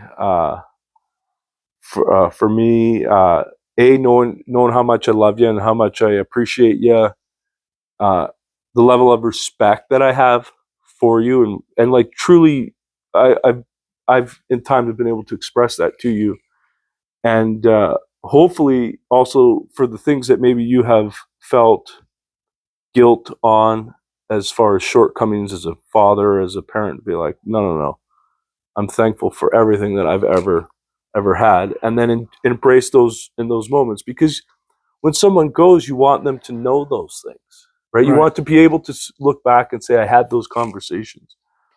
And Why do you, as a family, feel that I was still to be upon this earth for a little longer? I don't know. I honestly, because I told Mom several times, I said, well, there's no reason for him to stay, right? And how I felt, there's no reason for him to stay. He's lived a pretty good life, right? Like, I don't think he's got much more to achieve, as far as from his commitment to the gospel and his level of obedience. He's good. And then she had made the comment, she's like, I bet your grandma's here. And I said, she better not be. I said, she better not be. I said, because if grandma's here, he's going home. And I said, I don't want him to go home. She's like, well, I never thought about it that way. And I said, well, what would you do if your mom showed up? So I remember that. So I don't know. I mean, what do you think? I'm going to tell you now.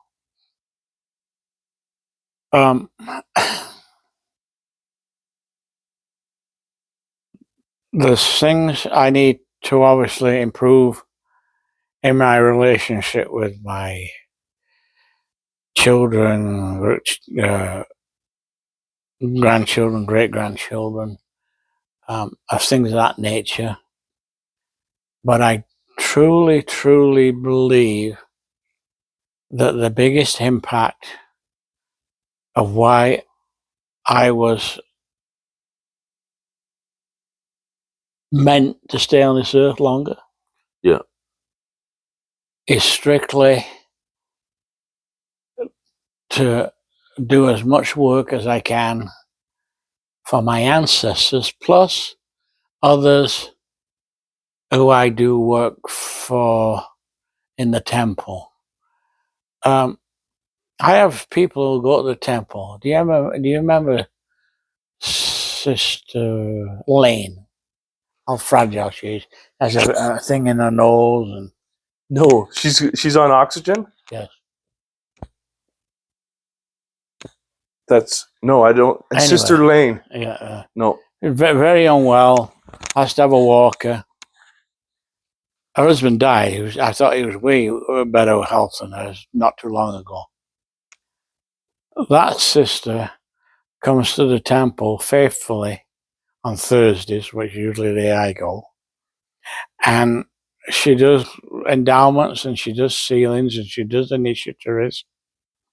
Can you imagine how tough it is for that person to get up in the morning, to get dressed, to get somebody to help her to a vehicle, to struggle up to from the parking to the temple, and to do, which is not easy working at the temple. And she says, well, I'm ready to go, but I'm doing work for my ancestors.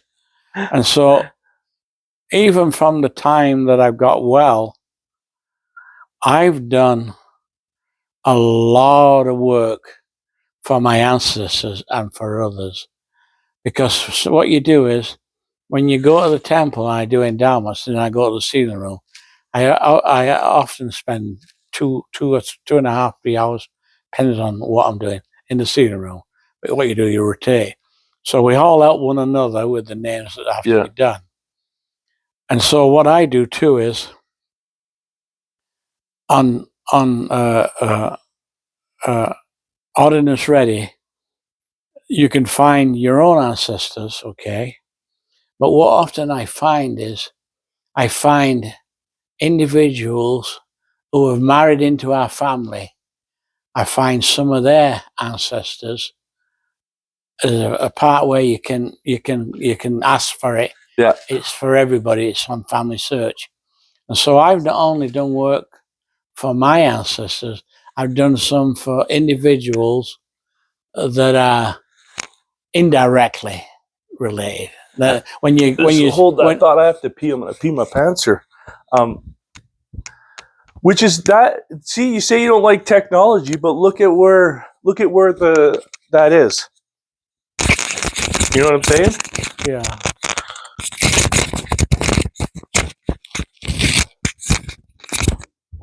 Sorry.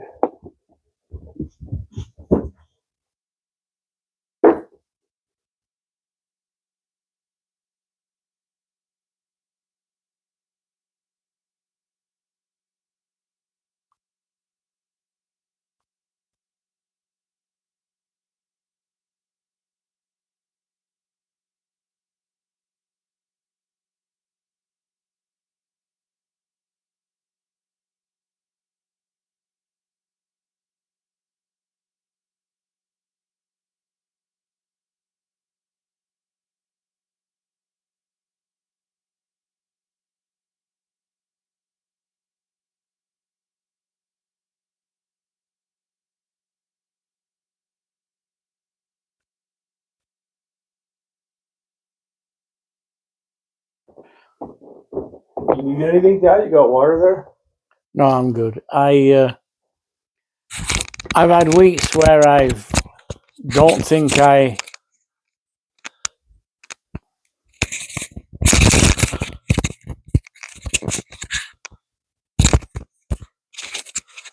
You don't think you've what? I don't think I can find any names because I've seen them either to the spouses or to their parents.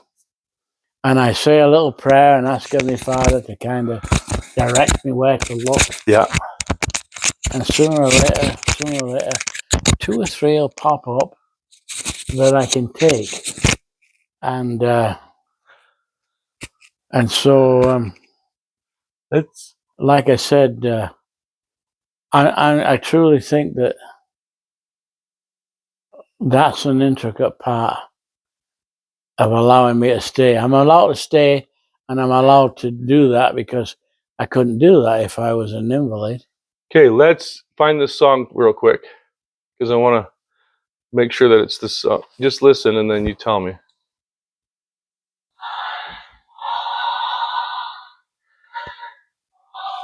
Can't hear it.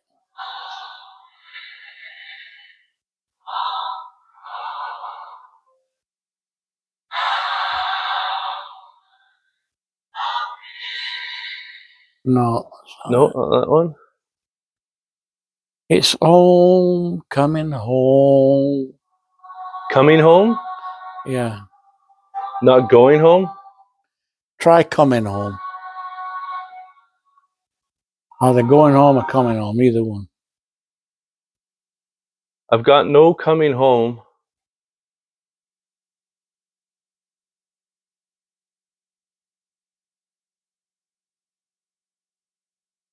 I've got going home.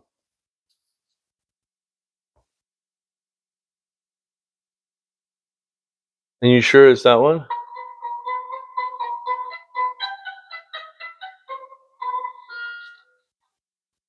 You're unique, and your identity should be too. Help protect yourself with TELUS Online Security.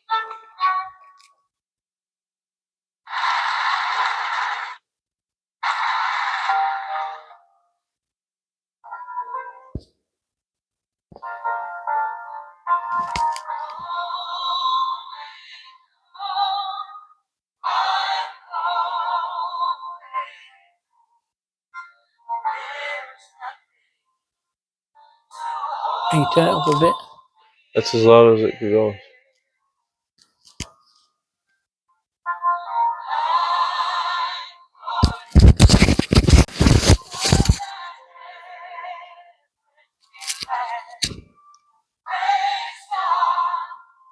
Do you think it's an LDS song?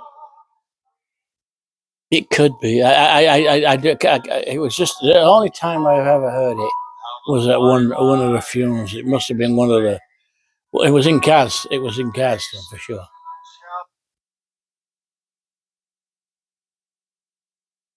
There's just a sister up the front there by herself, singing this. Maybe Ashley or somebody when I see her can. I don't remember. It was. I don't even know if it was actually a hymn. That's what I'm saying. I don't think it's a hymn, but is this song sound familiar?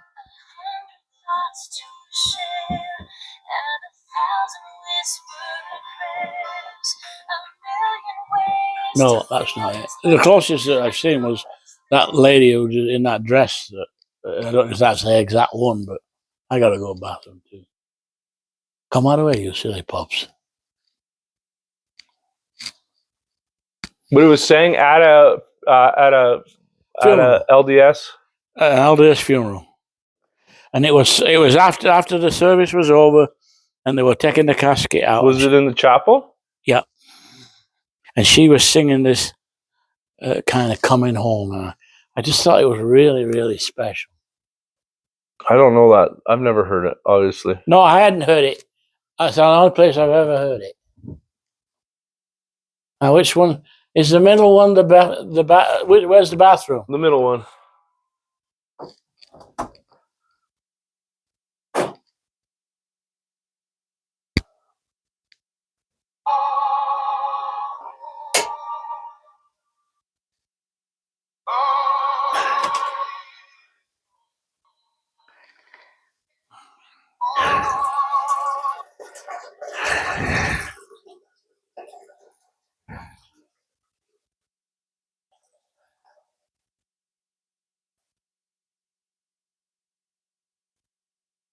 Oh my goodness.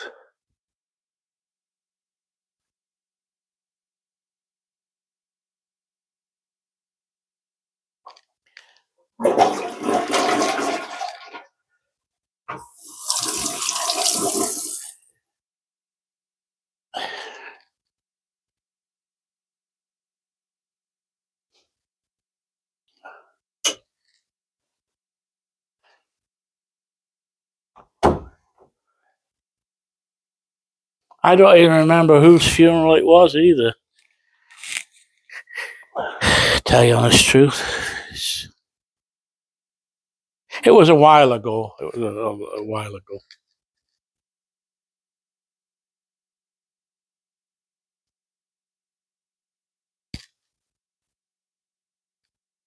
Is that all the questions now? No, one more and then we're done.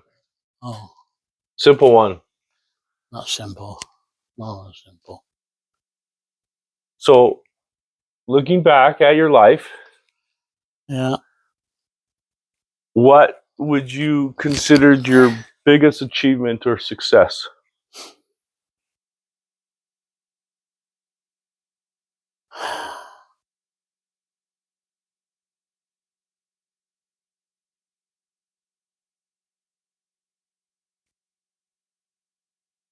Uh, what comes to my mind is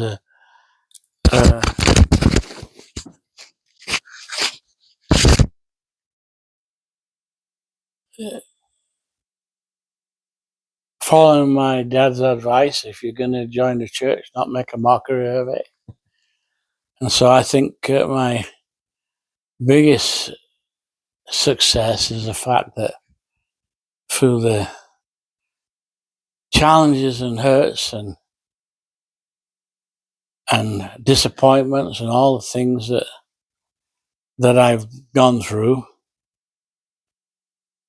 I've been able to stay true to my covenants. I've been able to stay true to my covenant to my wife.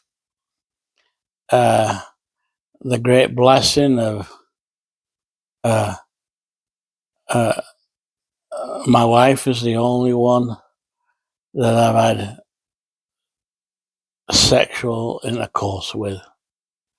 She's the only one. I've never been unfaithful.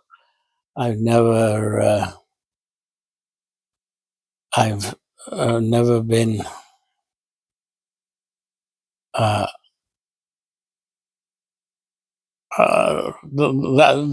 a big thing in today, is that I managed to stay faithful to her. I stayed. And you guys stayed married. I mean, most people would have got divorced. When we had the twins and all the other things we dealt with, no money, and my mother would have been probably justified in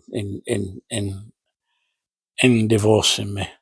But the fact that I was able to join the church, stay in the church, keep my covenants, pay my tithing, live the word of wisdom, and been able to provide somewhat. I think I mean your kids, all of us kids have done pretty good. Yeah, I would have liked to have been able to provide better. I would have preferred to have more money, but I'm grateful that I've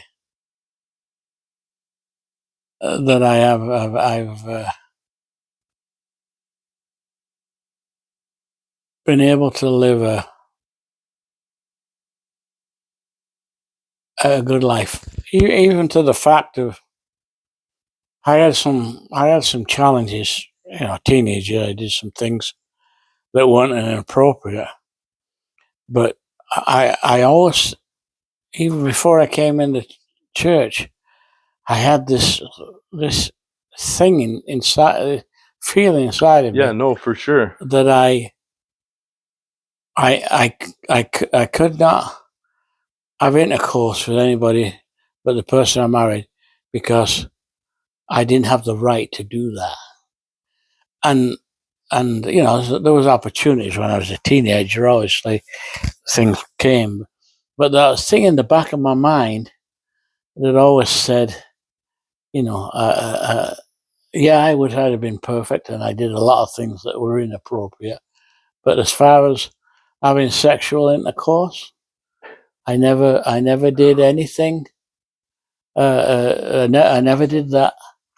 Yeah, see, and like I say to you, I don't think you understand something within me and it's not. I don't think talk about just the sex, because I think that's highly commendable. But I think that's where I say to you is that like that's not the standard of normal, and not in a negative way. But I say like most people don't. I can't. I definitely and I'm okay with it. I don't harbor ill feelings towards myself about it. But I have lived a life um, that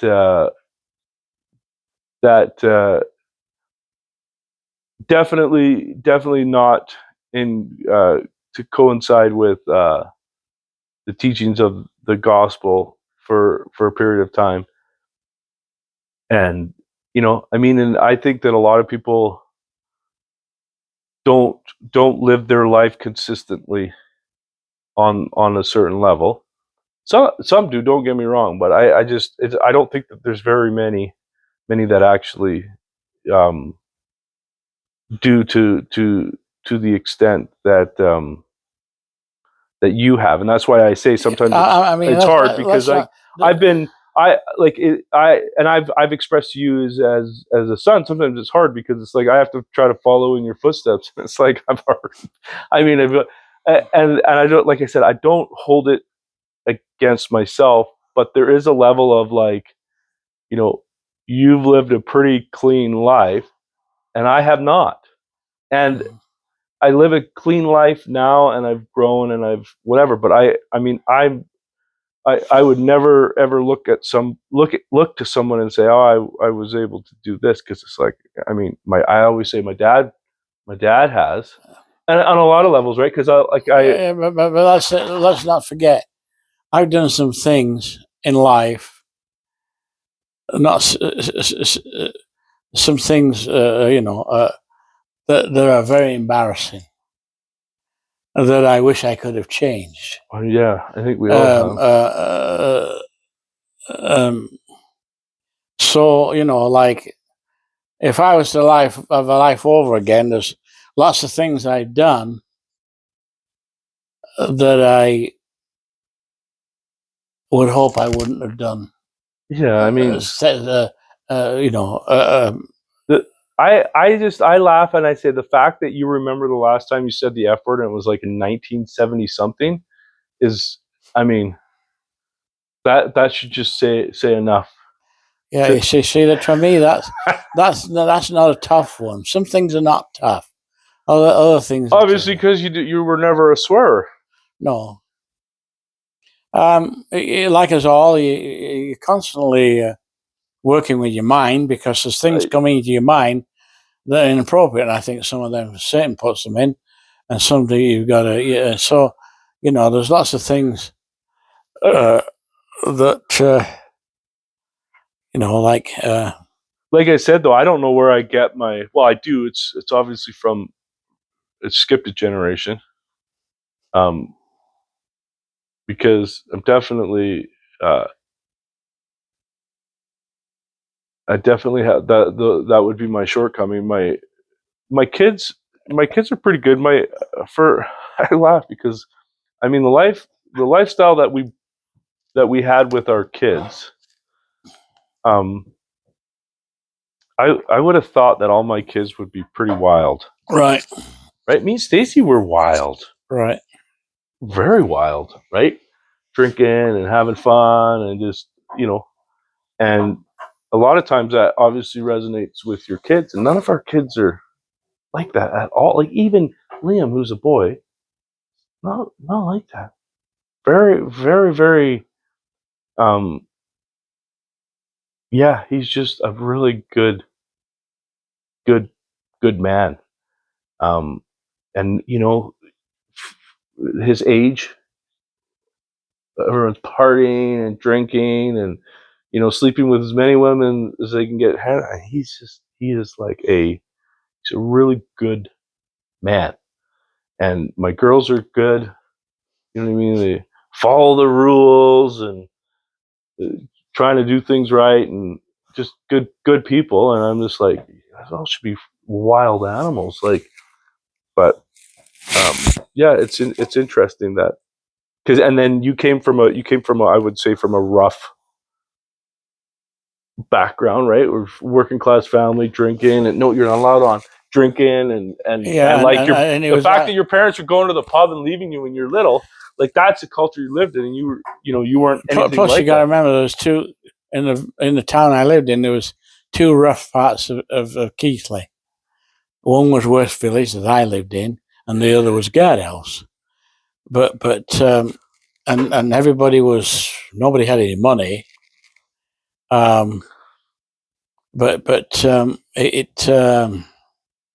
there was a lot of good people too. A lot of good people. Oh yeah, from that working class. I mean, the English, it was such a class separated society, right? Of the haves and the have-nots, and I think that the monarchy. And I found that a big difference when I came to Canada. You didn't have that what you have in No, back because home. it wasn't old money, right? No. And then there was lots of opportunities, more so in the States than in Canada, but same sort of stuff. So, anything you want to add to this long conversation? Have you enjoyed this? Um, Do you find it hard, difficult? some things are difficult. I learned a little bit more about when I was in hospital, which is is is helpful. I just at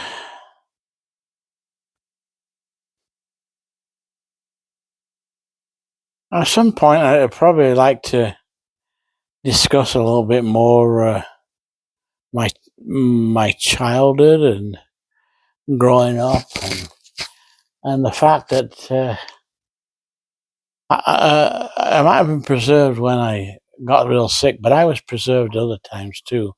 A particular time was there was a river run right by our place, and it'd been raining. It was running very very fast.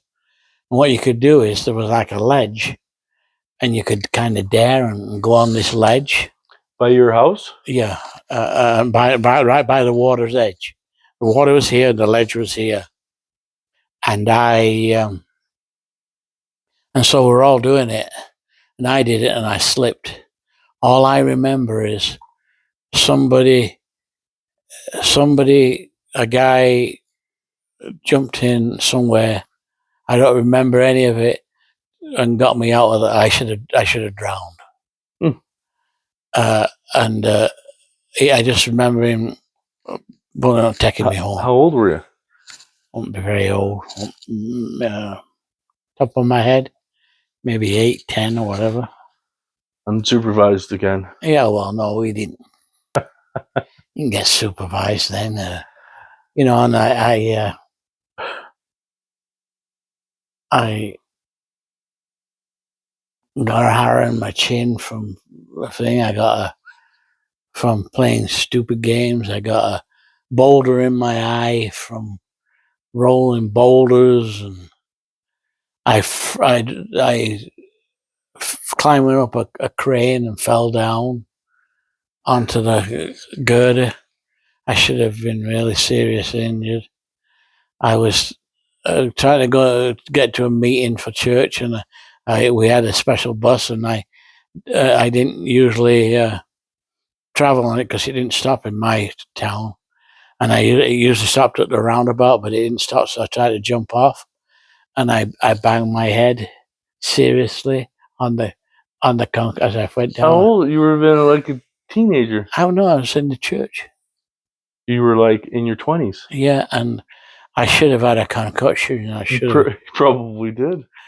and I should have had serious brain damage, but I was okay. So there's been lots of times when I know I've been, especially that one with the drowning. I don't remember anybody taking. I don't remember. I remember falling in, but I don't remember anything after that. How whether somebody called out for somebody to help or what, I don't know. But the water was running really, really fast, and I should have drowned, but I didn't. Huh. I don't think I've had too many. I mean, I had lots of close calls on my mission, but I mean, it's like a whole 2 years of close calls. And I've had driving cars. You can sometimes. I've had some close calls when. Yeah, well, when we wiped out in the minivan, I mean, Yeah, that that was I've had a. I am still cautious to this day because of that. People are like, oh, yeah. And I'm like, yeah, it only takes the stomping on the gas pedal to. Right. No, I've had a few when I've been preserved. I know I could have had a bad accident. I didn't. Yeah. But other than that, I Do you feel tired at times through your life? I know I have. I've been like, there's times where I'm like, you know what? I mean, if I died today, I'd be fine. I'm just tired. That's how I feel at times when I'm stressed out to my max, and it's like, I shouldn't say crawling, but like grinding through. And I'm just like, I'm just tired. I'm okay not to do this anymore.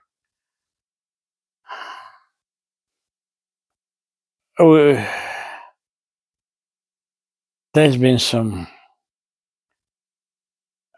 really, really hard times that Mum and I have had to go through, like, breaking ankles, all the twins, all kinds of things, all them kind of things. Well, even with the pills and stuff like that during those tough times, like, and I mean, it was hard when the twins were really hard. They were sick for 3 years, and was it so? Yeah, because then, like, was it hard?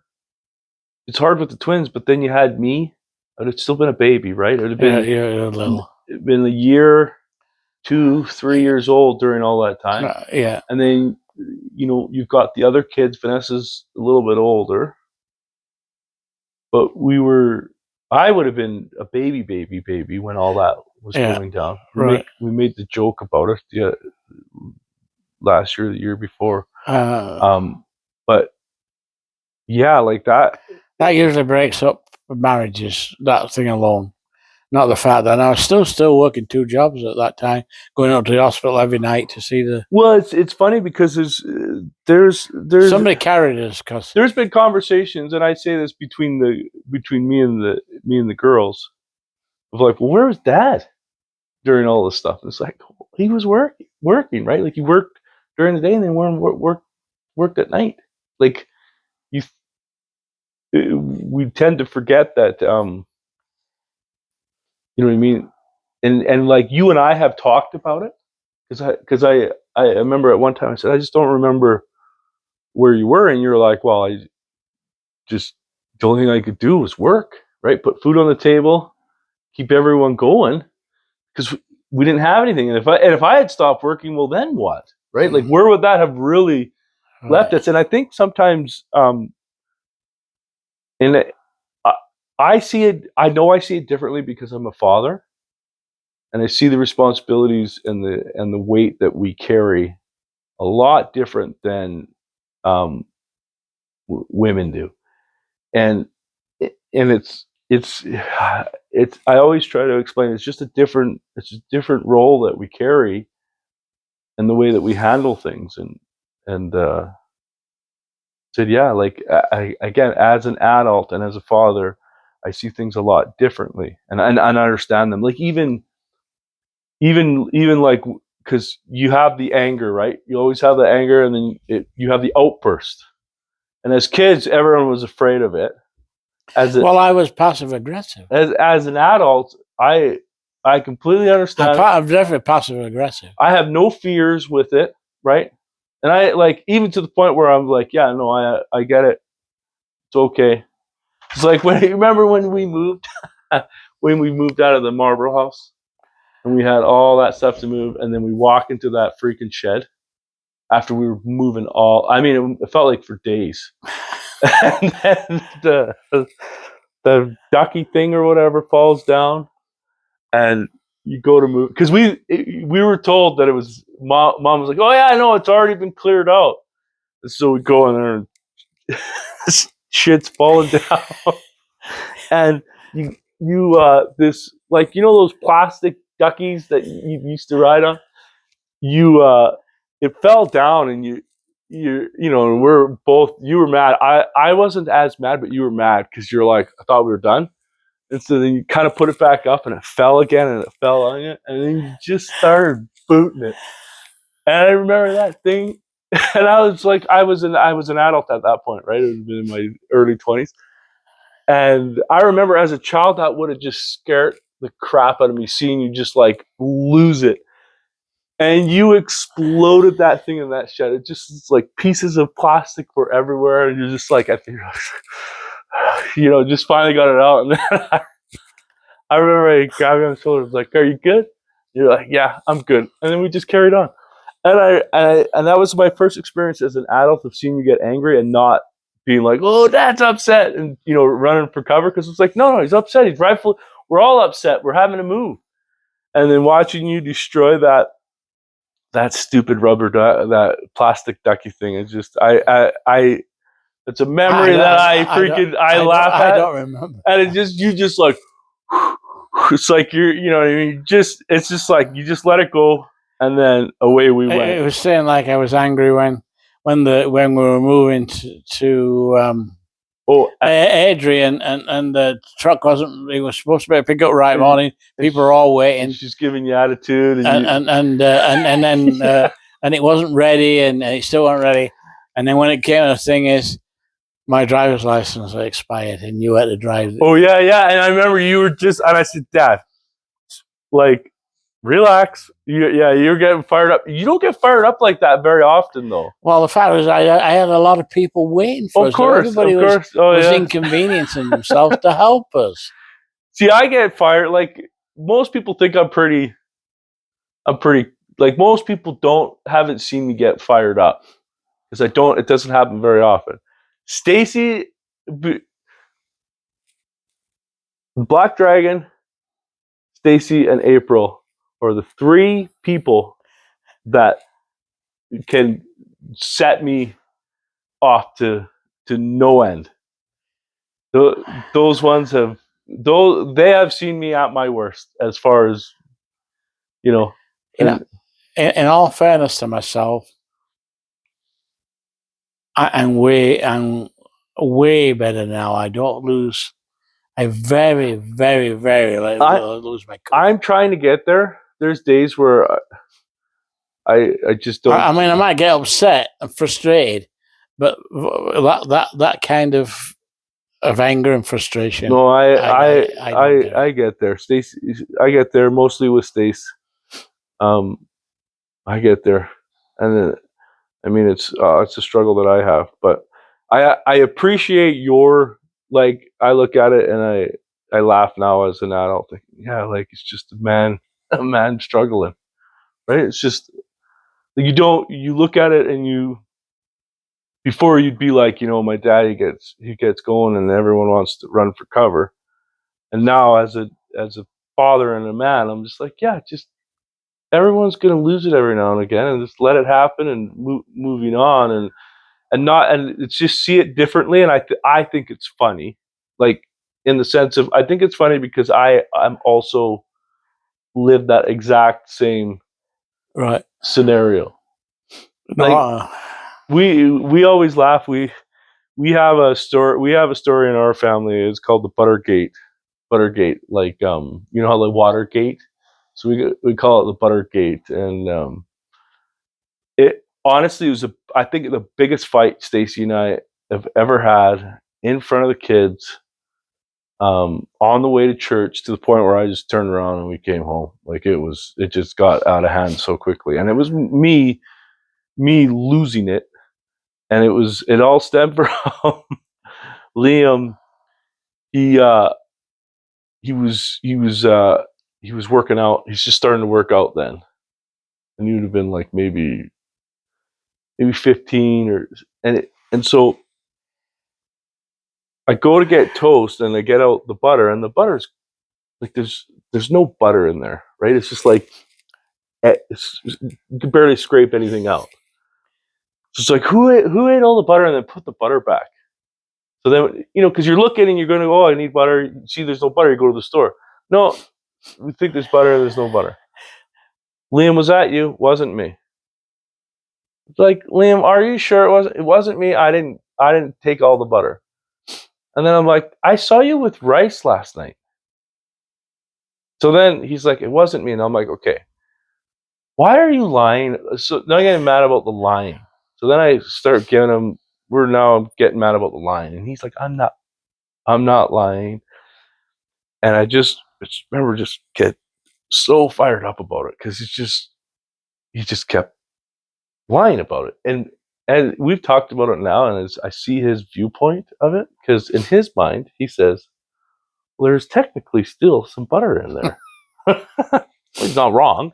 But at the time, I'm like, stop lying. And he's like, I'm not lying. And in his mind, he's like, I'm not lying. There's still a little bit of butter in there. Yeah, I can scrape it and get you some Instead butter. of him just saying, hey, I thought that there was still butter in there, he's just saying, no, it wasn't him. So then we get in the car, and then he says, or Amaya's playing her game on the phone, and then he's like, oh, it must be nice to have data on your phone. And then I said, well, Liam, the reason why you don't have data on your phone is because you used all the data in like 3 days of the whole companies. He's like, I didn't use all the data. And then I just lost it because now to me, he's lying again. And then Stacy's like, quit getting on him or whatever. And then she's not understanding that we had just had a half an hour about the butter. And so then we start going and we start fighting, and then, it just erupts. And I remember we got home and slamming doors out of the car, and the 3 kids sat in the back. And the girls tell me this later, but we were fighting for real. Like, it was bad. And we slam the doors, get out, and Liam's like, what just happened? And Amaya, like, absolutely loses it on him. It's like, Leah, this is all your fault. And if Mom and Shane get a divorce, it is your fault. And I will never, ever forgive you for it. And he's like, I didn't do anything. So then now the girls and him are fighting. And me and Stacy, probably that tension was probably there for at least almost 2 weeks, I would say. Oh yeah, we didn't speak to each other for a while. She dealt with Liam. I had to deal with both the girls because the girls, it was like Team Shane, and I think it took about a year Is that right? for us to have the conversation of what happened without it getting eaten again. Yeah. Oh yeah.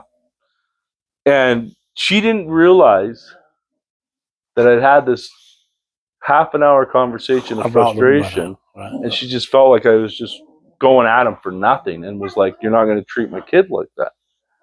So we can laugh about it now. And then Liam, as an adult, saying, yeah, like, in my mind, I wasn't lying. I didn't take all the butter. It's like, if you'd have said it that way, we would have ended the conversation. Yeah, right. I'm saying. And so, it's nice because me and Liam have had conversations because I struggled with the way that I treated him at times, and wish I could have done better. And he's like, I should have done better. Yeah. Right. And so you have that reconciliation of, like, you know what I mean? And it's been good that way.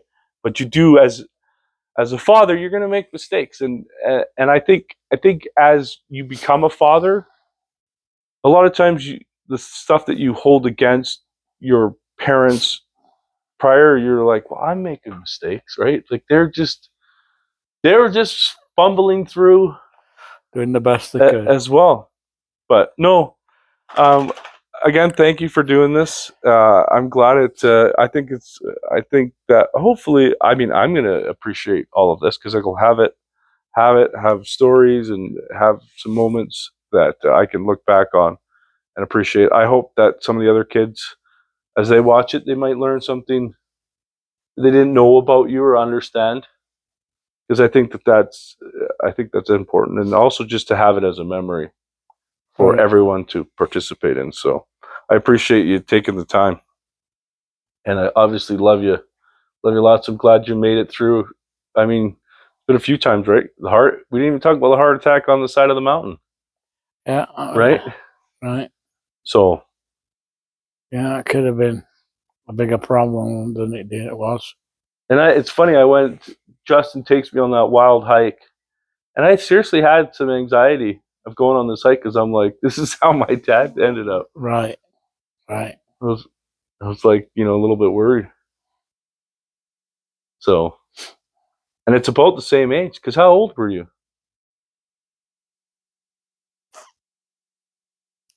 My early 40s, I think. Yeah. It's all on. Actually, just the other day, Anna found all you can get all your medical stuff. online. She found it for me. Mom, I talked to Mom yesterday because I was trying to get a hold of you, and she told me she got all of her criminal records, and there's no records anymore. No, there's it's a very nominal thing. She just has to carry this thing in the passport. It's all stamped and everything showing that, and she won't have a problem. That's what they said. Well, a lot of the things that originally was supposed to, the judge waived it after.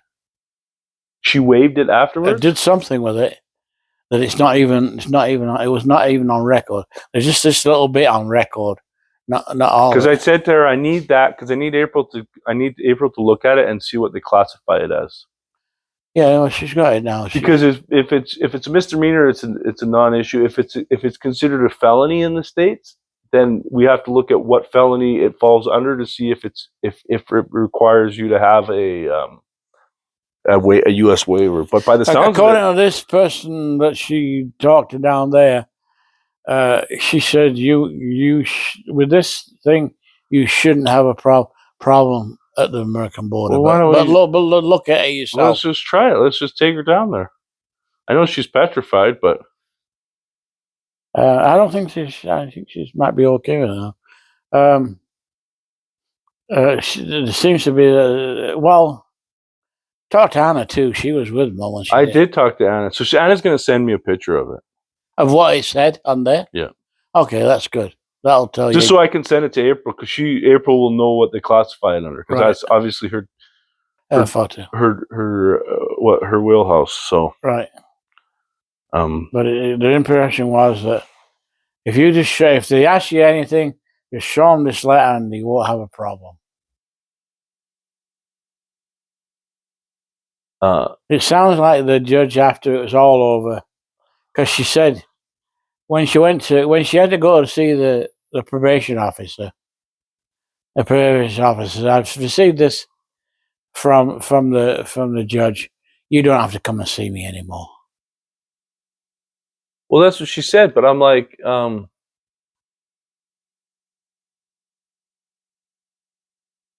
actually gave her a hug and said, like, okay, let's just see if I can find. Are we offline now? Or still? No, I'll turn it off. I wanted to get this.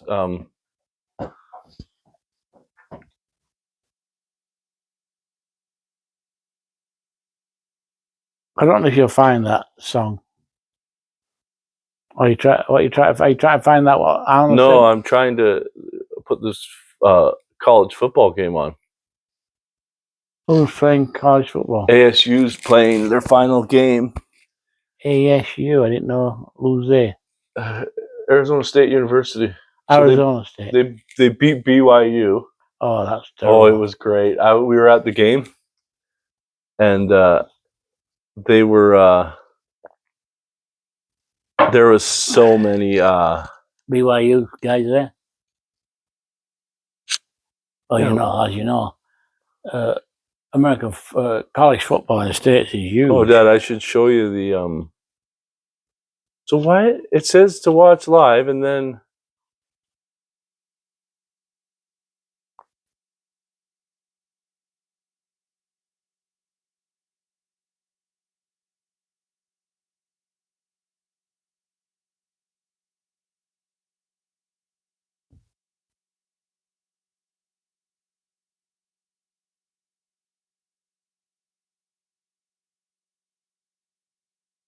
I might not be able to watch it. I have to get my other thing. Stupid. I hate Canada they blocked so much stuff. They want to maintain Canadian content. Well, if you didn't have such crappy content. Yeah, they beat them. Then everyone rushed the field. All the students rushed the field, and then they reviewed the play and said, oh, there's actually still 1 second left, and BYU has the ball. So then they had to get like probably 20 or 30,000 kids off the field so they could have this one last play. And then BYU throws his Hail Mary, comes 3 yards short of winning with the last play. It was wild. I was like making jokes like, send him back to Kolob! Send him back to Kolob! And then I was like saying a bunch of other funny stuff. So like obviously I remember everyone cheering for BYU around me knew that I was a member of the church because I'm saying like funny stuff like that. And Justin's dad was there and he's got a BYU shirt on, but he was drinking beers. So I was like, are you allowed to drink Satan's juice? And now everyone's laughing, even the ASU people. And yeah, it was great fun. And they're both like BYU up until that game had only lost 1 game. Oh, you're right. They're playing for a playoff spot because in college football, I mean, there's hundreds and hundreds of teams, and to make the final playoffs, you need to be like ranked number 1 in your like your league, not even the conference. So, why won't they?